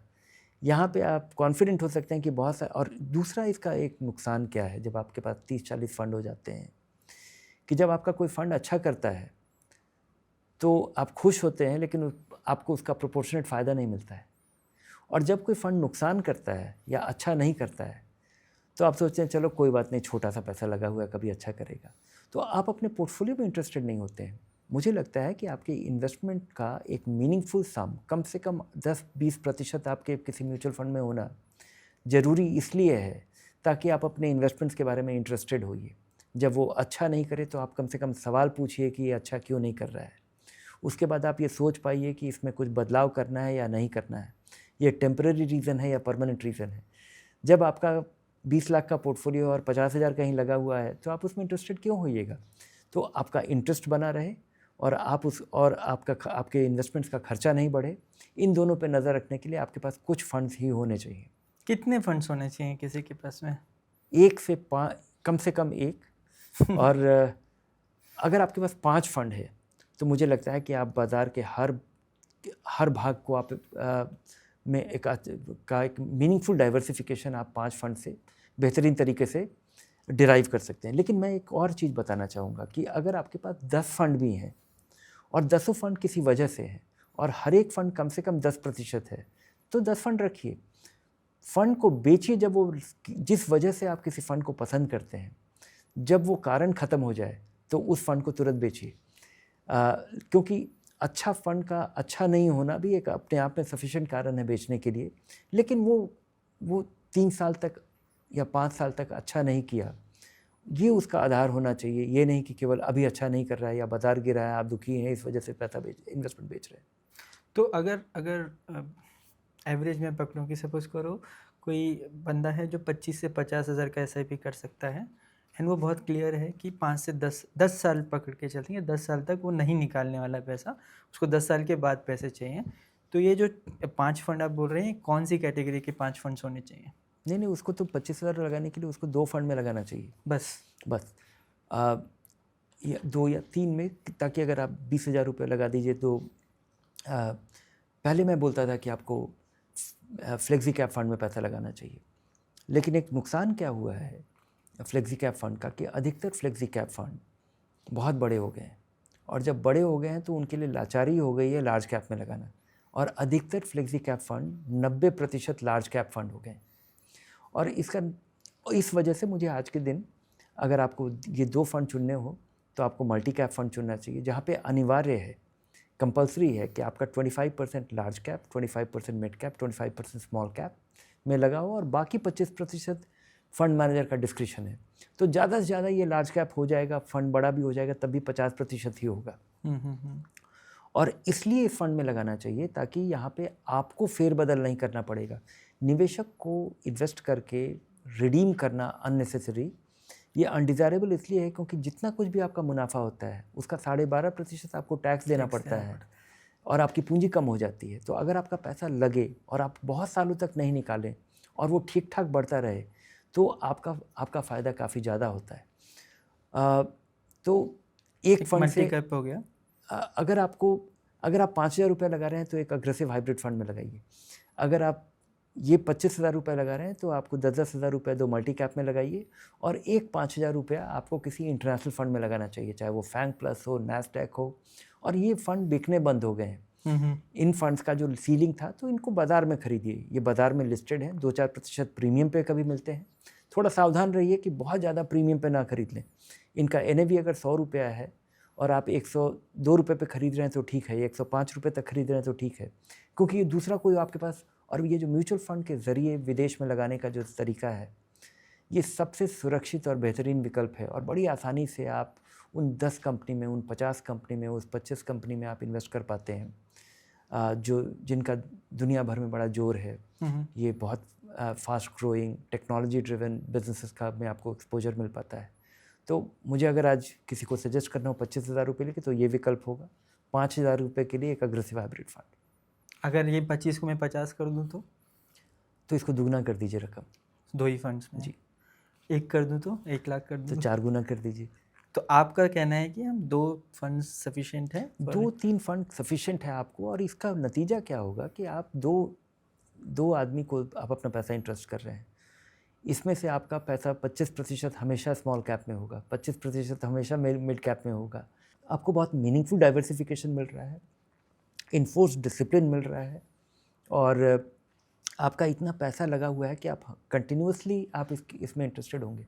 तो सर फिर इतने सारे फंड्स हैं, large cap, mid cap, small cap, flexi cap, multi cap, thematic funds, अब मुझे 2 ही फंड लेने हैं तो बड़ा ट्रिकी हो गया। तो 2 क्वेश्चंस मेरे को इमीडिएटली आते हैं। पहला, if I take a large cap, mid cap, small cap versus a flexi cap, a multi cap, what is better and why? And thematic fund का क्या रोल है फिर? नहीं, ये सारे रेलेवेंट हैं। और जैसे बहुत बड़ा बाज़ार होता है, आप जब बाज़ार में जाते हैं तो आपको हर तरीके का सब्ज़ी मिल रहा होता है, हर तरीके का खाना मिल रहा होता है, ऑर्गेनिक फूड मिल रहा होता है, आपको सस्ता खाना भी मिल रहा होता है। नॉन वेजिटेरियन आप खरीदने जाइएगा तो वहाँ पे 50 ऑप्शंस मिलेगा, वेजिटेरियन के लिए 50 ऑप्शन मिलेगा। ये जो लिस्टिंग है और कंपैरिजन है, ये चीज़ों को कॉम्प्लेक्स बनाता है, ये बाज़ार को कॉम्पिटिटिव बनाता है या बाज़ार को चॉइस देता है। पर चॉइस देने का मतलब ये नहीं है कि आप सब चीज़ चूज़ कीजिए। आप अपनी सुविधा अनुसार, आपको जिस चीज़ में मज़ा आता है, आपको जिस चीज़ में, मुझे लगता है कि लार्ज, मिड और स्मॉल को अगर आप देखिए कि अगर आपको इन्वेस्ट करना है तो आप लार्ज कैप फंड खरीदेंगे, मिड कैप खरीदेंगे, स्मॉल कैप खरीदेंगे और उसके बाद आप पीरियडिकली रीबैलेंस करेंगे। कभी कोई चीज़ अच्छा कर रहा होगा तो ये ऑब्जेक्टिव भी फुलफ़िल हो जाता है अगर आप 3 फंड में इन्वेस्ट करें। लेकिन एक का नुकसान है, कभी अगर आपको ट्रैक बदलना होगा कि आप लार्ज कैप ज़्यादा करना चाहते हैं, स्मॉल कैप कम करना चाहते हैं, तो आपको कुछ बेच के कुछ खरीदना होगा। कुछ बेच के कुछ खरीदने में आपको टैक्स लगेगा। मल्टी कैप फंड ये जब करेगा तो उसको कुछ नहीं लगेगा। तो ये आपको ज़रूर करना चाहिए। उसके अलावा अगर आप चाहते हैं कि आपको लगता है, और लगता ही नहीं, ऐसा है भी कि स्मॉल कैप में थोड़ा ज़्यादा पैसा लगना चाहिए। आप 25,000 रुपये लगा रहे थे मल्टी कैप में, या 10,000 10 हज़ार 2 मल्टी कैप में लगाए, 5,000 रुपये आपने इसमें लगाए, लेकिन आप चाहते हैं कि आपका पैसा स्मॉल कैप में थोड़ा ज़्यादा लगे, क्योंकि आपको लगता है कि 10 साल में, 20 साल में स्मॉल कैप ज़्यादा बेहतर रिटर्न देता है, ज़्यादा उतार चढ़ाव के साथ भी। तो आप 15,000 रुपया लगाइए 2 मल्टी कैप में, 7.5 और जो बचा हुआ 5,000 है आप स्मॉल कैप में लगाइए। तो आप किसी कारण से कहीं पे पैसा लगा रहे हैं तो आपको ज़रूर लगाना चाहिए। लेकिन सिंपल रखने के लिए, अनकॉम्प्लिकेटेड एक प्लान बनाने के लिए 2 मल्टी कैप और एक इंटरनेशनल फंड से एक आपको बेहतरीन डाइवर्सिफाइड पोर्टफोलियो मिल पाता है। उसके अलावा ये जो थीमेटिक फंड है ये बहुत ही प्रॉमिसिंग है, लेकिन इनमें से किसी में भी आपको पैसा नहीं लगाना चाहिए जब तक कि आपके पास कोई बहुत सॉलिड रीज़न नहीं हो कि इसमें पैसा लगाने से आप करीब करीब निश्चित, क्योंकि इन फंड्स में लोग कहानियों के वजह से इन फंड्स में पैसा लगाते हैं। कहानी के बजाय आपको अगर विश्वास है कि ये सचमुच में बहुत ही बेहतरीन विकल्प है, एक ऐसा फंड है जो कि दुनिया के 10 बड़ी AI कंपनीज का कॉन्सेंट्रेटेड फंड है और उसमें आपको पैसा लगाना है। आपको लगता है कि दुनिया में बहुत बड़ा बदलाव आ रहा है, इन कंपनियों को खासा फ़ायदा हो सकता है, तो ज़रूर इसमें अपना 20% पैसा लगाइए। लेकिन इसलिए मत लगाइए क्योंकि आपको किसी ने बोला है कि ये EV फंड आया है यहाँ पे अभी बहुत गेम होने वाला है, यहाँ पे कोई ट्रिक होने वाला है। नहीं, बहुत, और अधिकतर जो थीमेटिक फंड है, अधिकतर सेक्टोरल फंड है, वो लोगों के लिए नुकसानदेह इसलिए होते हैं क्योंकि आते ही तब है जब ये अच्छा कर चुके होते हैं। जब ये अच्छा कर चुके होते हैं तब इनकी कहानी आसानी से बिकती है, और जब लोग ढेर सारा पैसा लगाते हैं उसके बाद ये कहानी काम करना बंद कर देता है क्योंकि इसमें और पैसा नहीं आता है। तो अच्छा करने के, आपके इन्वेस्टमेंट के अच्छा करने के लिए ज़रूरी है कि जब किसी इन्वेस्टमेंट का एक बुरा फेज़ चल रहा हो और उसके बाद वो अच्छा करेगा, उसकी उम्मीद में आप पैसा लगाते हैं। लेकिन इस तरह के थीमेटिक फ़ंड, इस तरह के सेक्टोरल फ़ंड तभी बिकते हैं जब ये सेक्टर या थीम अपने नियर टर्म पीक पे होते हैं, नियर टर्म एक्साइटिंग फेज़ के तरफ होते हैं, और जब अधिकतर पैसा बनाया जा चुका होता है। इनफैक्ट मेरे जो लास्ट कपल ऑफ पॉडकास्ट हैं उसमें भी मेरे गेस्ट ने एक चीज़ बोली थी कि जो फंड ऑलरेडी अच्छा कर चुका है, चांसेस हैं कि वो आगे अच्छा ना करे क्योंकि बिजनेस साइकिल्स होती हैं, और जो फंड शायद अच्छा नहीं कर रहा है वो शायद अच्छा करेगा क्योंकि वो एक बिजनेस साइकिल से में था या किसी वजह से। नहीं, मैं इसे इत्तेफाक नहीं रखता हूँ। उसका कारण क्या है कि हम फंड मैनेजर को पैसा ही इसलिए देते हैं कि जो अच्छा नहीं करेगा उसमें वो ना रहे और वो रोज रोज ना बदले, लेकिन ब्रॉड डायरेक्शन तो बदल दे। क्योंकि ये कंपनियों के बारे में लागू होता है कि एक कंपनी है जो एक कारोबार करती है, वो अच्छा करती है, उसके बाद एक उसका, और ख़ासकर ये कमोडिटीज़ कंपनीज में, कमोडिटी के कंपनी के अधिकतर कंपनी में इस तरह का रुख देखा जाता है कि और वो एक बहुत ब्रॉड इकोनॉमिक साइकिल का बेसिस है कि आप पैसा लगाते, आप एक कंपनी मान लीजिए स्टील बनाती है, वो स्टील बनाती है और उसके बाद फिर अपना कैपेसिटी बिल्ड करती है, और उसके बाद और उसका अच्छा डिमांड रहता है और दाम बढ़ता है, दाम बढ़ने की वजह से और कैपेसिटी लगता है, जब और कैपेसिटी बनता है तो उसके बाद दाम कम हो जाता है। तो ये जो इकोनॉमिक साइकिल जो ड्राइवर है, इसकी वजह से कंपनियों का अच्छा ख़राब करना साइक्लिकल तरीके से, या कोई कंपनी बहुत अच्छा करती है इस वजह से और कंपटीशन आ जाता है, कंपटीशन के प्रेशर की वजह से उस कंपनी का प्राइसिंग पावर कम हो जाता है, जिस वजह से उसका मुनाफा कम होता है, इस वजह से उसका दाम कम होता है। तो ये इकोनॉमिक साइकिल, बिजनेस साइकिल ज़रूर लागू होता है, और हम फंड मैनेजर को पैसा देते हैं कि आप इस वजह से आप फेरबदल कीजिए। बड़ी अच्छी कंपनियां कुछ समय तक अच्छा पैसा नहीं बनाती हैं, बहुत सारी अच्छी कंपनी या अच्छा परफॉर्म नहीं करने वाली कंपनी दोबारा अच्छा करने लग जाती हैं, इसलिए हम इनको एक्टिव फंड मैनेजर कहते हैं। एक्टिव फंड मैनेजर ही नहीं करते हैं, बल्कि आप देखेंगे कि जो इंडेक्स फंड है वो भी काफ़ी हद तक एक्टिव है। हालांकि उन्हें कहा जाता है पैसिव फंड, लेकिन चूँकि ये इंडेक्स फंड्स कैपिटलाइजेशन वेटेड है, इस वजह से जो अच्छा करने वाली कंपनी है उसमें ज़्यादा पैसा लगता है। चूँकि उसमें ज़्यादा पैसा लगता है तो वो ज़्यादा बढ़ती है। अगर आज के दिन अगर आप निफ्टी या सेंसेक्स देखें और उसमें जो ऊपर वाली बड़ी 5 कंपनी है उनका वेटेज देखें, तो आपको पता चलेगा कि जो कंपनी बढ़ रही है उसमें ज़्यादा पैसा लग रहा है, उस वजह से उसका ज़्यादा वेटेज है, और जब वो पैसा बनाती है तो ये जो इकोनॉमिक साइकिल है, मैं जो बता रहा था कि हम फंड मैनेजर को पैसा देते हैं और उन्हें मन लगा के अपना फ़ंड चलाना चाहिए। कई बार फंड मैनेजर भी ऐसे होते हैं जिनका कि बेहतरीन फंड मैनेजर भी लगातार बेहतरीन नहीं करता है, उसका भी कुछ फेज़ आता है जिस समय वो अच्छा नहीं करता है। इस वजह से आपको वहाँ पे डाइवर्सिफाई करना चाहिए। लेकिन एक अच्छा फंड मैनेजर पूरे 4 मार्केट साइकिल में, जो मुझे लगता है कि 20 साल का फेज़ है, 4-5 साल में एक हम फुल साइकिल, मार्केट साइकिल हम देख लेते हैं, तो एक अच्छे फंड मैनेजर को ढूंढ करके उस पर भरोसा करके अपना पैसा इंटरेस्ट करना चाहिए और पेशेंटली इन्वेस्ट करते रहना चाहिए। तो फिर the next question that comes to me is कि हमें एग्जिट कब करना है fund, what how do we know कि it's time to exit this fund? ये मुझे आंसर अभी तक मिल नहीं पाया है कि इन्वेस्टर कैसे चूज़ करे, क्योंकि हम ये बोलते हैं कि फ़ंड में लॉन्ग टर्म इन्वेस्ट करना है 10 15 20 साल, बट कब मुझे लगेगा कि फ़ंड अच्छा नहीं है, व्हेन शुड आई एग्जिट? मुझे लगता है इसके लिए एक तो आपको अगर आप किसी पर्पज़ से इन्वेस्ट कर रहे हैं और आपका गोल मीट हो गया है, आप गाड़ी खरीदने की सोच रहे थे कि अगले 5 साल के बाद आप गाड़ी खरीदेंगे, आपने इन्वेस्ट करना शुरू किया और आप लकी रहे, 3.5 साल में ही उतना रकम इकट्ठा हो गया है कि आप गाड़ी खरीद सकते हैं। तुरंत अपना पैसा निकालिए, 5 साल के बजाय 3.5 साल में ही आप खुश हो जाइए। दूसरा है कि जिस वजह से आपने फ़ंड को चुना था, एक फ़ंड को चुनने के आपके लिए 2 कारण होते हैं कि ये फ़ंड पुराना है और लंबे बाज़ार में, बढ़ते बाज़ार में बढ़ता है, अच्छा बढ़ता है, और गिरते बाज़ार में कम गिरता है, तो ये एक अच्छा फ़ंड है। इसके अलावा कितना बढ़ता है और कितना गिरता है, इस पे ये गेस करना बड़ा मुश्किल है।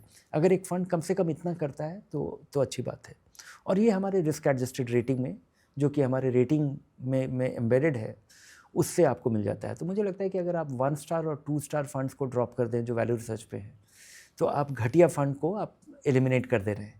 तो वैल्यू रिसर्च पे कोई ऐसा टूल भी है जहाँ मैं अपना पोर्टफोलियो देख सकूं कि ये फंड मेरे को एग्जिट करना जी हाँ, है? वैल्यू रिसर्च पे आइए, हाँ, अपना पैन नंबर डालिए, अपना फ़ोन नंबर डालिए, और आपका 1 मिनट में आपका सारा पोर्टफोलियो इंपोर्ट हो जाएगा आपके कंसेंट से, और उसके बाद आप अपने सारे इन्वेस्टमेंट्स को एक साथ देख पाएंगे कि ये कैसा कर रहा है। उसके अलावा जो उसमें बेचने लायक है, इसकी भी आपको सलाह मिल जाएगी। हर एक फंड, हर एक स्टॉक्स का और फंड्स का दोनों का रेटिंग कैसा है, ये आपको मिल पाएगा। तो वैल्यू रिसर्च ऑनलाइन बहुत बड़ी सुविधा है मेरे लिए।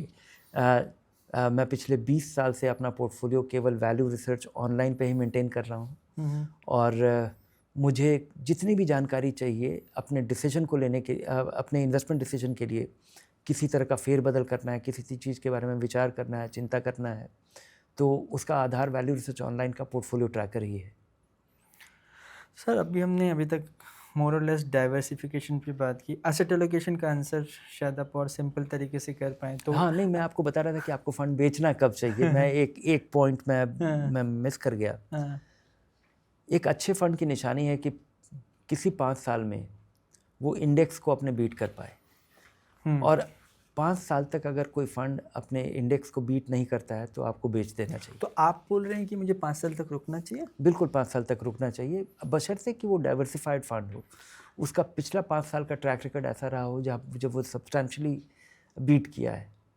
अच्छा, तो अगर और अपना इन्वेस्टमेंट जारी रखना चाहिए। हाँ। हर एक गिरावट के दौर की वजह से आपको बाज़ार से भागना नहीं चाहिए। तो मतलब अगर मैं कंक्लूड करूं कि मैं अगर किसी फ़ंड में इन्वेस्टेड हूं, वो डाइवर्सिफाइड फ़ंड है और उसने पिछले 3 4 5 साल में अच्छा किया, उसने इंडेक्स फंड को बीट किया है जी, और इस वक्त वो अच्छा नहीं कर रहा है, तो मुझे कोई हड़बड़ी नहीं करनी है, मुझे बिल्कुल रुकना है। 1-2 साल के कम परफॉर्मेंस के आधार पे आपको इन्वेस्ट नहीं करना चाहिए, बल्कि खुश होना चाहिए कि आप सस्ता खरीद रहे हैं। और बाज़ार में लंबे समय में पैसा बनाने के लिए आपके लिए ज़रूरी है कि आप बने रहिए, और जब बाज़ार का लीन फेज़ हो उसमें अपना इन्वेस्टमेंट ज़रूर जारी रखिए, क्योंकि उसी समय का लगाया हुआ पैसा काफ़ी रफ्तार से बढ़ता है। तो सर इसमें मेरा अभी I wanted to ask about asset allocation, आता हूँ मैं उस पर, बट आपका खुद का पोर्टफोलियो कैसे डाइवर्सिफाइड है? अभी तो आपका लार्ज पोर्टफोलियो होगा, बट पहले हम पीछे जाते हैं। तो आपने जो पहला आपने 10 साल जो इन्वेस्ट किया, अज्यूम करता हूँ कि आपने 1 करोड़ रुपए बनाया होगा, या जब भी जिस पीरियड पे आपने बनाया होगा, तो उसमें आपके क्या प्रोडक्ट्स रहे थे, किस तरीके से आपने उसको बिल्ड किया है? मैं शुरू से ही इक्विटी का बिलीवर रहा हूँ, और चूँकि मेरा कारोबार, मेरी आमदनी 1990 के शुरुआत में शुरू हो गई थी, लेकिन शुरू के कुछ सालों तक मुझे अफसोस है कि मैंने इन्वेस्ट नहीं किया। जो मैं लोगों को सलाह दे रहा हूँ वो मैंने फॉलो नहीं किया, लेकिन उसका कारण कुछ और ही है। मेरा कॉन्टेक्स्ट अलग था, मैं वैल्यू सेटअप कर रहा था। जितनी भी कमाई होती थी वो कारोबार में ही चली जाती थी। कभी प्रिंटर खरीदने में चला जाता था, कभी फैक्स खरीदने में चला जाता था, कभी ऑफिस सेटअप करने में चला जाता था। तो वो एक तरह से समझिए कि वो इक्विटी इन्वेस्टमेंट था, और वो इक्विटी जिस कंपनी की मैं ले रहा था, जिसमें इन्वेस्ट कर रहा था, वो मेरी अपनी थी। वहाँ पे कोई लेकिन वहाँ डाइवर्सिफिकेशन नहीं था। अगर वैल्यू से डूब जाता 5 साल के बाद तो इस कंसंट्रेशन का मुझे बड़ा नुकसान होता। फॉर्चुनेटली वैल्यू सच डूबा नहीं और चल पड़ा। तो मुझे मैं आज मतलब मैं काफ़ी प्लीज़्ड हूँ कि वो अभी ठीक ठाक चल रहा है और कारोबार बढ़िया चल रहा है। लेकिन 4-5 वो जो दौर था उस समय ओपन एंड फंड्स होते ही नहीं थे। आप अगर चाहते कि आप एसआईपी करिएगा तो ये करना संभव ही नहीं था। तो उस समय की मैं आपको बताऊं कि जो क्लोज्ड एंड फंड्स हुआ करते थे उनमें आप पैसा लगा सकते थे। वो कभी कभी खुलते थे और उसमें और पूरे 90 का दशक ऐसा ही था। और उस समय का लगाया हुआ और हर साल में टैक्स सेविंग के लिए जो अभी हमारे यहाँ 80C के तहत जो आप 1 लाख रुपए लगा सकते हैं, उस समय एक सेक्शन हुआ करता था सेक्शन 88। सेक्शन 88 के तहत आप 10,000 रुपये लगा सकते थे आपके, और उस पर आपको 20% की छूट में रिबेट मिलता था। तो आप 10,000 रुपये ही निवेश कर सकते थे और वो 10,000 रुपये बड़ी रकम होती थी 1990 में। तो शुरुआती 10 साल में लगाया हुआ जो मेरा हर साल का 10,000 रुपया है वो एक बहुत भारी रकम बन गया है नहीं बेचने की वजह से। और अधिकतर तो उसमें क्लोज्ड एंड फंड थे तो 10 साल का ही उसका टर्म होता था, 10 साल के बाद पैसा आ गया। लेकिन उसके बाद बहुत सारे फंड्स उस समय वाले जो क्लोज्ड एंड थे वो बाद में ओपन एंड हो गए, जिस वजह से उसमें पैसा बना रह गया।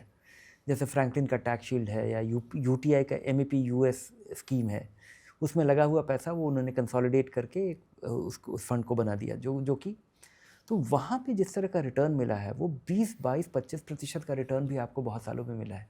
और जब ये 20-22 साल में, 25 साल में, 30 साल में जब इस तरह का कंपाउंडिंग होता है तो ये आपको ये बिल्कुल जादुई लगता है। तो सर अगर today let's say you are 25 year old again and your income is 1 lakh rupees today and आपका गोल है कि मेरे को कुछ सालों बाद 1 करोड़ रुपए बनाना है, तो आप अपने पोर्टफोलियो को कैसे अप्रोच करेंगे और किसी को कैसे करना चाहिए? मुझे लगता है कि वही करना चाहिए जो मैं आपके पिछले सवाल में बता रहा था। Same 2 multi cap, 1 international fund और लगाइए, और शुरुआत के 3-4 साल 5 साल देखिए भी मत, क्योंकि जो भूलने का और नहीं देखने का जो नतीजा है ये इतना मीठा होता है कि जब आप रोज़ रोज़ देखते रहते हैं तो ये बिल्कुल एक पौधा लगाने जैसा है कि आप बढ़िया पौधा लाइए और रोज़ खोद के उसको देखिए कि कितना बड़ा है। इस वजह से वो नहीं बढ़ता है।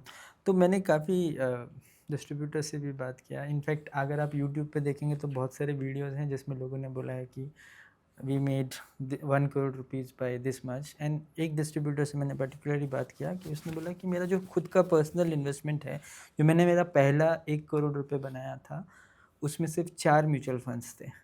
तो ये फैक्चुअली आपने बहुत सारे केसेस में देखा है या सो ये बहुत इज़ इट अ ट्रुथ कि मैं सिर्फ 3-4 फंड करूं और मैं बना सकता हूं पैसा, मुझे और कोई प्रोडक्ट देखने की ज़रूरत नहीं है, जो कि आपने बोला है बट मैं दोबारा पूछ रहा हूँ आपसे। मुझे लगता है बड़ी निश्चिंतता से लगाना चाहिए और इसके लिए बड़ा डिसिप्लिन चाहिए, क्योंकि होता क्या है कि रोज़ रोज़ नया फंड आ रहा है, रोज़ रोज़ आपको कोई कहानी बता रहा है, रोज़ बता रहा है कि आज ये नया माइक्रो कैप फंड आया है, कल एक नया इंटरनेट अपॉर्चुनिटी फंड आएगा, परसों EV फंड आएगा। आपको लगता है कि सचमुच में आपको उसका एविडेंस भी दिखता है। आपको दिखता है कि सड़क पे एक भी इलेक्ट्रिक व्हीकल नहीं होता था, अभी है। पहले आपको एक भी इलेक्ट्रिक स्कूटर नहीं दिखता था, अभी दिखता है। तो आपको लगेगा कि ये तो दुनिया बिल्कुल बदल रहा है और इसका फ़ायदा उठाना चाहिए। इन्वेस्टमेंट से फ़ायदा उठाने में बहुत सारे डायमेंशंस होते हैं और इसके लिए आपके पैसे का डाइवर्स होना, और कोई भी जो ये मल्टी कैप फंड है उस पर किसी तरह की रुकावट नहीं है कि वो EV के कंपनी में पैसा ना लगाए सकता है। लेकिन किसी भी EV कंपनी के लिए कहीं और पैसा लगाना असंभव है, और वो आपके पैसे का कितना भाग होना चाहिए वो आप फंड मैनेजर निर्धारित करेगा, और कब नहीं लगाना चाहिए वो डिसाइड करेगा। इसलिए मुझे लगता है कि एक फोकस तरीके से एक इन्वेस्टमेंट प्लान पे एक डिफाइंड रकम एक्यूमुलेट करने के लिए ये लिमिटेड फंड का होना बहुत ज़रूरी है। ये कलेक्शन लोगों को बंद करना चाहिए, और चूँकि म्यूचुअल फंड का एक ऐसा व्हीकल है जिसका अंडरलाइंग डाइवर्सिफाइड है, तो बहुत ज़्यादा डाइवर्सिफिकेशन उन दोनों कारणों से कि आपके खर्चा बढ़ता है और आपका इंटरेस्ट कम होता है, इस वजह से आपको ये वाइडली स्प्रेड नहीं करना चाहिए। मेरा भी मेरी भी जो एनालिसिस है वो यही कहती है कि अल्टीमेटली बहुत सारे प्रोडक्ट्स करके कुछ होता नहीं है, बट मैं जब अपने दोस्त से बात करता हूँ वो बार बार पूछता है और क्या करूँ और क्या करूँ, और कहीं ना कहीं लोगों को शायद इतनी सिंपल चीज़ रिलेट नहीं कर पाते हैं कि नहीं इससे शायद नहीं होगा, शायद इसलिए नहीं, ये तो हमारे समाज का ये असर भी है। आप अगर आप ट्विटर पे हैं, इंस्टाग्राम पे हैं, तो आपको अगर आप कोई रील देख रहे हैं और उसमें आपको हर जगह आइडिया का खजाना हो गया है कि भरमार हो गई है, और वहाँ पे लोग इनको फॉलो करना चाहते हैं। आपको लाइफ सजेशंस आपको मिल रहे होंगे, आपको हेल्थ सजेशंस मिल रहे होंगे, फाइनेंशियल एडवाइस मिल रहा होगा, तो लाइफ एडवाइस मिल रहा होगा कि आपको कैसे तमीज़ से रहना चाहिए, कैसे तरक्की करना चाहिए, कैसे अपने आप को योगा पे आपको मिल रहा होगा। तो ये जो इन्फॉर्मेशन का जो स्प्रेड है, ये इन्फॉर्मेशन का जो प्रोलिफरेशन है, ये इतना मैसिव है कि लोगों के लिए फोकस कर पाना बड़ा मुश्किल है। और अगर यही जो नियम कानून है, इतना जो सजेशंस है, अगर आप फॉलो करने लगे अपने करियर पे, इतना फॉलो करने लगे अपने पढ़ाई में, तो मेरे ख्याल में वो भी ठप हो जाएगा। तो इसलिए आप सुनिए सबकी, करिए अपनी, और इतना करना काफ़ी है। Life insurance, health insurance, 2-3 fund, SIP, और किसी की बात, सबकी बात सुनिए और किसी की बात मत सुनिए। तो सर अब एक एसेट एलोकेशन का जो कंसेप्ट है, अगर मैं आपने जो बोला उसमें, तो मेरा health, life, emergency fund, all of that I have covered. Now diversification मैंने कर लिया मल्टी कैप से, इंटरनेशनल फंड से, मेरा PF NPS भी जा ही रहा है इफ़ आई एम एम्प्लॉयड। तो अब मैं एसेट एलोकेशन की बात कर रहा हूँ, क्या मेरा एसेट एलोकेशन मैंने कर लिया है या मुझे और क्या करना है इसके अंदर अभी? नहीं, आम तौर पे देखिए, बाज़ार जब बहुत गिरता है तो लोगों को घबराहट होती है। बाज़ार जब बहुत बढ़ता है तो लोगों को लालच होता है, तब लोग बड़ी आसानी से पैसा लगाते हैं। और अपने मन को समझाना, जब 50% बाज़ार गिर जाता है या आपका इन्वेस्टमेंट 50-60% गिर जाए, तो अपने आप को समझाना बड़ा मुश्किल होता है, इन्वेस्टमेंट में बने रहना बड़ा मुश्किल होता है। जितने नए इन्वेस्टर हैं उनके लिए बने रहना और मुश्किल होता है। तो इसलिए आपको एसेट एलोकेशन करना चाहिए, लेकिन शुरुआत के 4-5 साल नहीं करना चाहिए। आपके पास एसेट एलोकेशन आप रिटर्न बढ़ाने के लिए नहीं करते हैं, आप रिस्क कम करने के लिए करते हैं। ये बहुत इंपॉर्टेंट है लोगों के लिए समझना। तो शुरुआत में आपके पास रिस्क कम करने को है क्या? आपका बाज़ार में एक्सपोजर ही नहीं है। अगर पैसा आपका लगा ही नहीं है तो आप रिस्क क्या कम कीजिएगा? तो पहले तो 5 साल इकट्ठा होने दीजिए।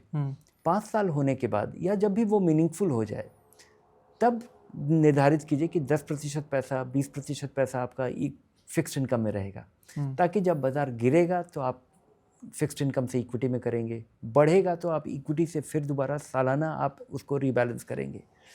तो इससे जो बाज़ार में कहा जाता है कि बाय लो सेल हाई, रीबैलेंसिंग से आप बाय लो और सेल हाई कर रहे हैं एक डिसिप्लिन्ड और मेथोडिकल तरीके से।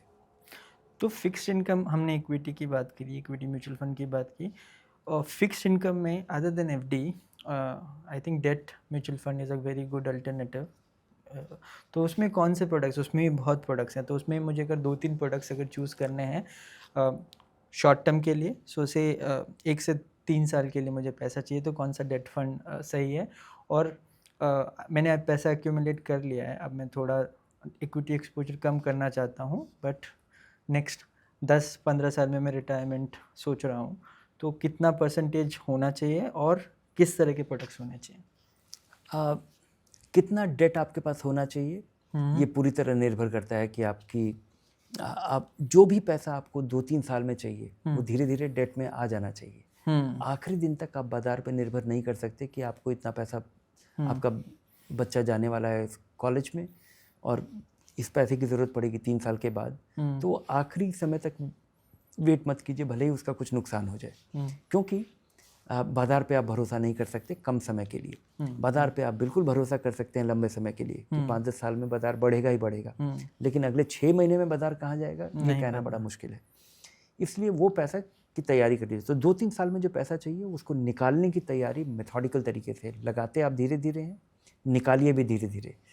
अगर आपको 10 लाख रुपया चाहिए 3 साल के बाद, तो और आप तो उसको 36 से डिवाइड करके आप अपना विड्रॉल प्लान शुरू कर दीजिए और उसको एक डेट फंड में डालिए। डेट फंड में डालिए, डिपॉजिट मत रखिए। उसका 2 फ़ायदा है। एक तो कि आपका लगाया डेट में जब आप पैसा लगाते हैं, अगर आपका डिपॉजिट किया हुआ है तो उससे मिलने वाला ब्याज पूरी तरह टैक्सेबल है, आपकी आमदनी में जोड़ दिया जाता है हर साल। अगर आप डेट फंड में लगाते हैं तो उससे मिलने वाला रिटर्न जो है वो डिपॉजिट की तरह है, लेकिन जब तक आप निकालते नहीं हैं आपको कोई टैक्स नहीं देना है। तो ये एक बहुत बड़ा टैक्स डिफरल है कि अगर आप, और भारत में बहुत सारे लोग कंजर्वेटिव हैं, बहुत सारे लोग इक्विटी का रिस्क नहीं लेना चाहते, ना वो जानते हैं ना वो लेना चाहते हैं। और अगर आप कंजर्वेटिव हैं, फिक्स्ड इनकम में लगाना है, डिपॉजिट ही करना है, आपको लगता है कि ये भरोसे का तरीका है, तो डेट फंड में ज़रूर लगाइए, क्योंकि वहाँ और ये आप लंबे समय के फिक्स्ड इनकम इन्वेस्टर हैं। तो वहाँ पे लगाना आपके लिए जो टैक्स की छूट है कि जब तक आप निकालिएगा नहीं तो आपको टैक्स नहीं लगेगा और ये पैसा डूबता नहीं है। यहाँ पे थोड़ा बहुत उतार चढ़ाव कभी देखा जाता है, लेकिन आपको डिपॉजिट से बेहतर रिटर्न मिल पाता है और ये इक्विटी मार्केट से इसका कुछ लेना देना नहीं। तो कौन से प्रोडक्ट्स होने चाहिए? हाँ, यहाँ पे भी म्यूचुअल फंड इंडस्ट्री ने आपको 16 तरीके का ऑप्शन दिया हुआ है, लेकिन आपको केवल एक ही फंड लेना चाहिए। मीडियम जो शॉर्ट टर्म डेट फंड है, लिक्विड फंड है, मनी मार्केट फंड है, गिल्ड फंड है, लॉन्ग टर्म गिल्ड फंड है, डायनामिक बॉन्ड फंड है, इन सब को छोड़िए, शॉर्ट टर्म डेट फंड में पैसा लगाइए और इसके अलावा कहीं और देखिए ही मत, क्योंकि डेट फंड में लोगों को नुकसान झेलने की बिल्कुल ही तैयारी नहीं होती। अगर आप किसी गिल्ड फंड में पैसा लगाइए, ब्याज दरें बढ़ जाती हैं। ब्याज दरें हालांकि अभी बढ़ने की उम्मीद नहीं है, लेकिन अभी तो गिरावट का दौर जारी है और अनएक्सपेक्टेडली गिरावट का एक्सेलरेटेड दौर जारी है। लेकिन यहाँ पे अगर ब्याज दरें बढ़ें और आपके इन्वेस्टमेंट में नुकसान हो जाए, जो कि बहुत ही आम बात है, तो उसके लिए आप तैयार नहीं है। तो ये जो शॉर्ट टर्म डेट फंड है, ये आपको उससे भी बचाती हैं, डिपॉजिट जितना रिटर्न दे पाती हैं, और ये लिक्विड फंड जितना कम रिटर्न भी नहीं होता है। तो आपको और ये जो टैक्स का एफिशिएंसी है वो इसमें पूरी तरह एम्बेडेड है। तो इसमें निश्चिंता से लोगों को लंबे समय का पैसा फिक्स्ड इनकम का शॉर्ट टर्म डेट फंड में लगाना है। तो सर फिर डेट फंड चाहे मुझे 1 से 3 साल चाहिए या सपोज़ करो मैं 5-6 साल के लिए रखना हूँ, शॉर्ट टर्म फंड? जी हाँ, शॉर्ट टर्म डेट फंड में रखिए। यहाँ पे आपको कोई जिम्नास्टिक्स नहीं करना पड़ेगा, ना कभी इंटरेस्ट रेट बढ़ने घटने से यहाँ पे बहुत भारी असर होगा, और डिपॉजिट से बेहतर रिटर्न आपको यहाँ मिल पाएगा। तो what is your view on arbitrage fund?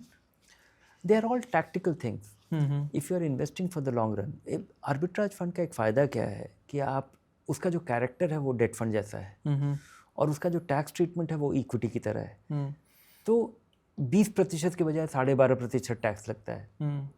लेकिन एक आम आदमी को जिसको लंबे समय के लिए पैसा लगाना है, अब आर्बिट्राज फंड मुझे पता नहीं है कि कब ये लिक्विड फंड से बेहतर रिटर्न कभी दे पाएगा कि नहीं। अगर ढेर सारे फंड्स अगर लॉन्च होंगे तो आर्बिट्राज अपने आप में एक सेल्फ कैनिबलाइजिंग एवेन्यू है। कहीं पे भी दाम अगर किसी चीज़ का कहीं कम हो या ज़्यादा हो तो वो अपने आप में लेवल हो जाता है।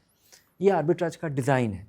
तो और एक एफिशिएंट मार्केट में और तेज़ी से हो जाता है। तो ये आर्बिट्राज फंड कितने स्केलेबल हैं, और ये टैक्स डिफरेंशियल की वजह से जिस तादाद में आर्बिट्राज के वेरिएबल्स या वेरिएंट्स आ रहे हैं, उस वजह से मुझे लगता है कि आर्बिट्राज देखते देखते ख़त्म हो जाएगा और ये लंबे समय के लिए एवेन्यू शायद नहीं साबित हो। आप मार्केट में रहे हैं 20 साल या शायद उससे ज़्यादा?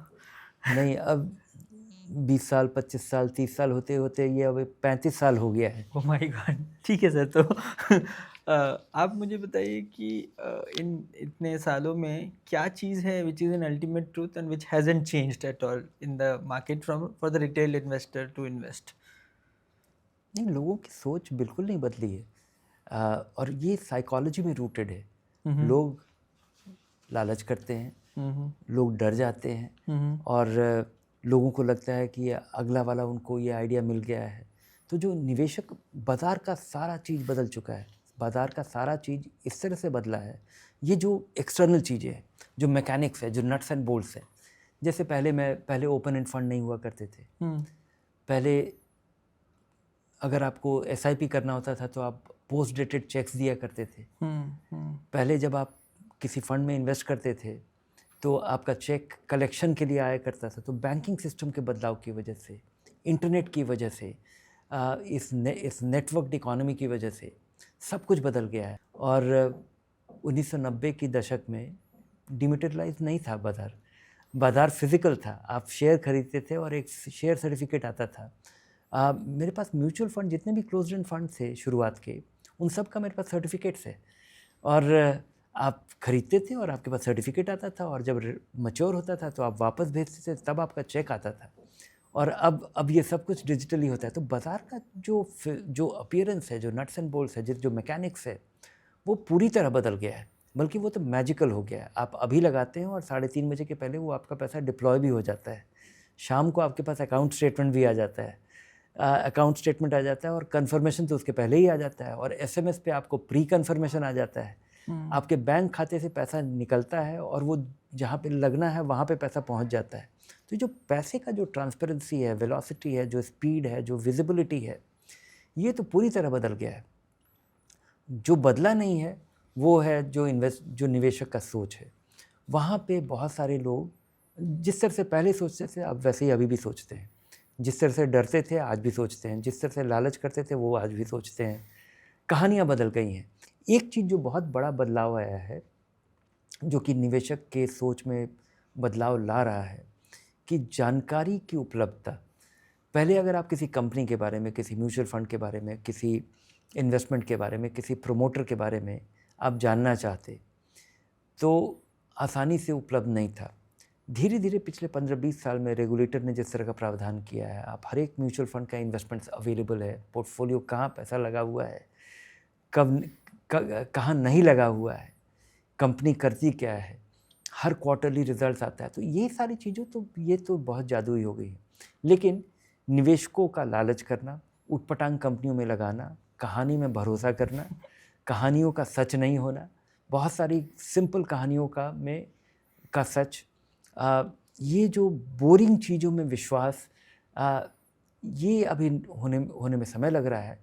लेकिन ये बड़ा बदलाव है। मुझे लगता है कि इसका पॉजिटिव असर ही होगा। एक चीज़ जो कि बाज़ार में बड़ा अंतर आया है, म्यूचुअल फंड का विस्तार।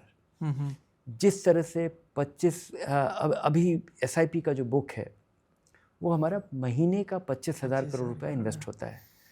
और ये 25,000 करोड़ रुपए का जो इन्वेस्टमेंट है, जो आम निवेशकों का, करोड़ों आम निवेशक का जो हो रहा है, और अपनी इच्छा से हो रहा है, स्वेच्छा से हो रहा है। ये किसी को कहा नहीं गया है कि आपका प्रोविडेंट फंड का पैसा है, इधर का पैसा है, एनपीएस का पैसा है। ये जो हो रहा है, इसकी वजह से बहुत सारे आम लोग अमीर होंगे, इनका असर होगा। और ये जो सेल्फ फुलफिलिंग प्रोफेसी है कि जब लोग, क्योंकि इससे बेहतरीन चीज़ कुछ होता ही नहीं है कि आपको किसी चीज़ का फ़ायदा हुआ, आपने किसी और को बताया, और क्योंकि सबसे बड़ा जो गाइडिंग फोर्स है या जो इम्पोर्टेंट ओपिनियन है वो आपके दोस्त का होता है। और वहाँ पे बहुत सारे लोग एक दूसरे को नुकसान पहुँचा रहे थे, गंदी चीज़ें बेच रहे थे, यूलिप का इंडाउमेंट पॉलिसी बेच रहे थे दोस्त बन के, और ये दोस्त बन के धोखा दे रहे थे लोग।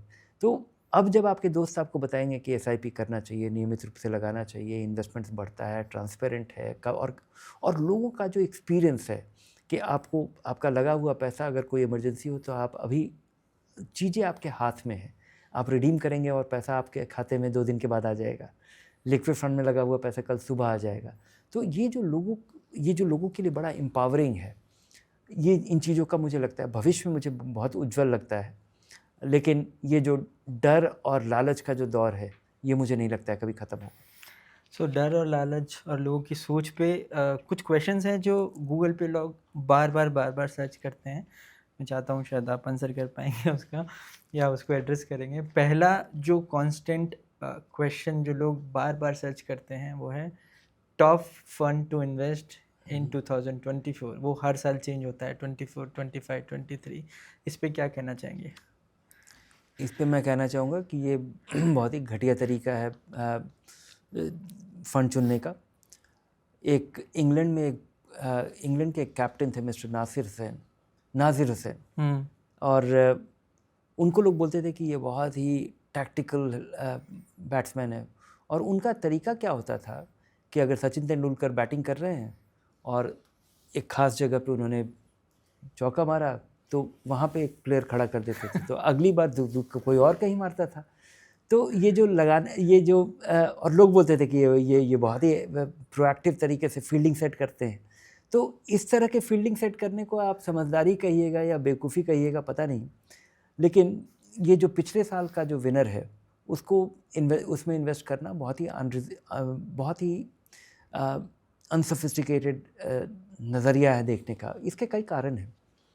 एक तो कि एक म्यूचुअल फंड में एक चीज़ जो लोगों को समझना चाहिए कि किसी फंड के एक्स्ट्राऑर्डिनरीली अच्छा करने के लिए उसने कुछ खास काम किया होगा, और वो खास काम होगा एक अनयूजुअल रिस्क लेना या अनयूजुअली लकी होना।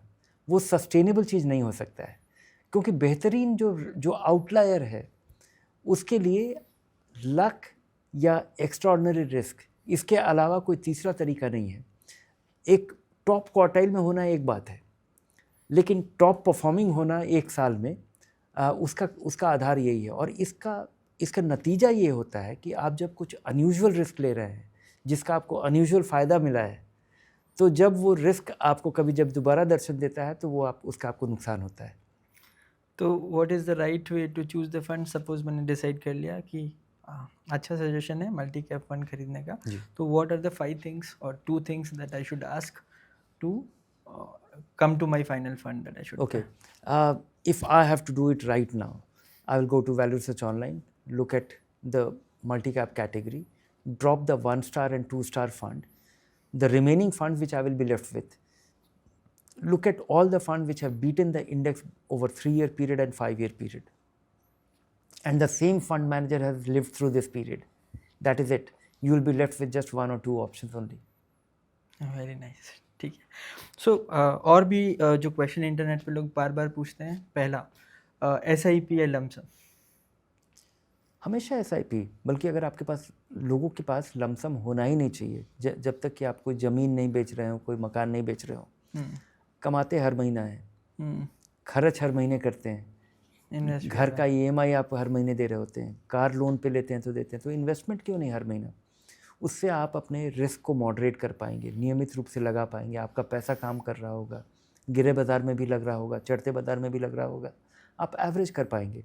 तो लमसम इकट्ठा मत होने दीजिए, और कभी लमसम आपके पास इकट्ठा हो जाए तो उसको भी एक टाइम में स्प्रेड करके लगाइए। क्योंकि अगर मान लीजिए आपके पास कोई मकान था और आपको उस मकान की ज़रूरत नहीं है, आप उसको बेच देना चाहते हैं और उससे आपको 25 लाख रुपये मिल गया, उस 25 लाख को आप एक साथ कभी मत लगाइए। वो 25 लाख कितना इम्पॉर्टेंट है इसके आधार पे आप उसको अगले 12 महीने में, 18 महीने में उसको आप स्प्रेड करके लगाइए। उसका कारण क्या है कि हमारे लिए बहुत मुश्किल हो जाता है अपने मन को समझाना कि आपका लगाया हुआ 25,000 अगर कल 25 लाख रुपया अगर कल 20 लाख हो जाए, जो कि बहुत ही आम बात है। 25 लाख का तो पिछले महीने ही सितंबर के बाद से ही 10% गिर गया था। तो अगर वो 10% 15% गिरना इतना आम बात है, तो आपके लंबे समय तक बने रहने के लिए इस तरीके से लगाना ज़रूरी है कि आपका विश्वास बन पाए। इसलिए लमसम हो तब भी स्प्रेड करके लगाइए और SIP कीजिए, लमसम इकट्ठा मत होने दीजिए। एक दूसरा क्वेश्चन है डायरेक्ट और थ्रू रेगुलर प्लान्स, उसमें बड़ा कन्फ्यूजन रहता है, बट नहीं, कोई कन्फ्यूजन नहीं है। डायरेक्ट प्लान, अगर आप ये फ़ंड का चुनाव खुद कर सकते हैं, अगर आपको सलाह की ज़रूरत नहीं है, आप कॉन्फिडेंस के साथ आप इन्वेस्ट कर सकते हैं, डायरेक्ट प्लान में इन्वेस्ट कीजिए। अगर आपको कुछ नहीं समझ में आता है, आपको लगता है कि कोई सलाहकार आपको मिल गया है जो कि आपको अच्छी सलाह देगा, जब बाज़ार में उथल पुथल होगा तो आप उसके पास जा पाएंगे पूछने के लिए कि भाई अब क्या करना चाहिए, ये क्या हो रहा है, और आपको भरोसा है उस पर कि वो आपको सही गाइडेंस देगा, तो आप एक डिस्ट्रीब्यूटर के पास जाइए। दोनों का खर्चा है।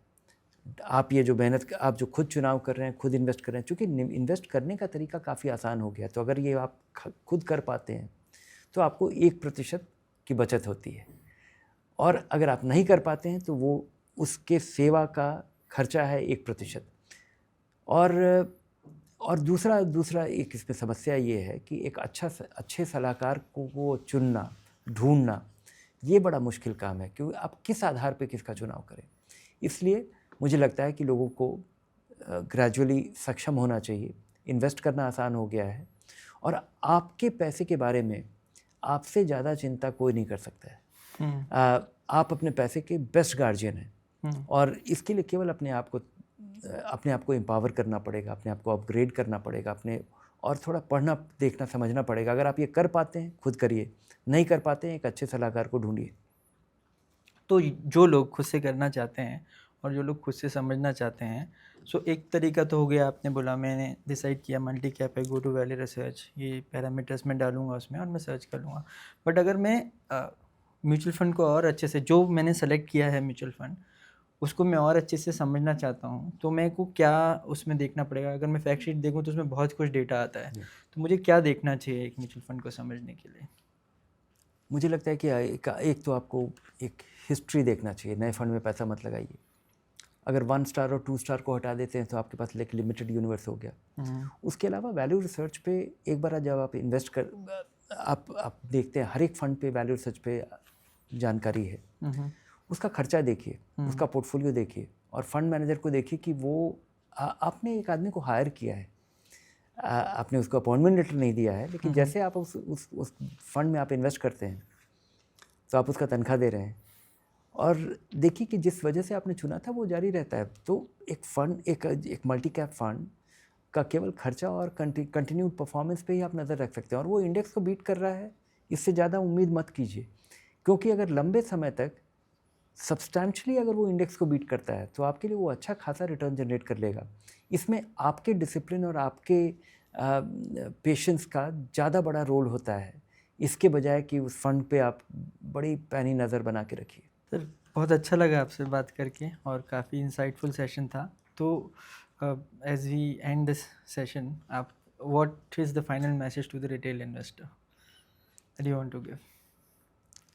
सिंपल रखिए, कम से कम काम कीजिए और लाइफ इंश्योरेंस, हेल्थ इंश्योरेंस, एक फंड या 2 फंड, 3-4 फंड और बहुत है। और सुनिए सबकी, करिए अपनी। Thank you sir, thank you. Thank you very much.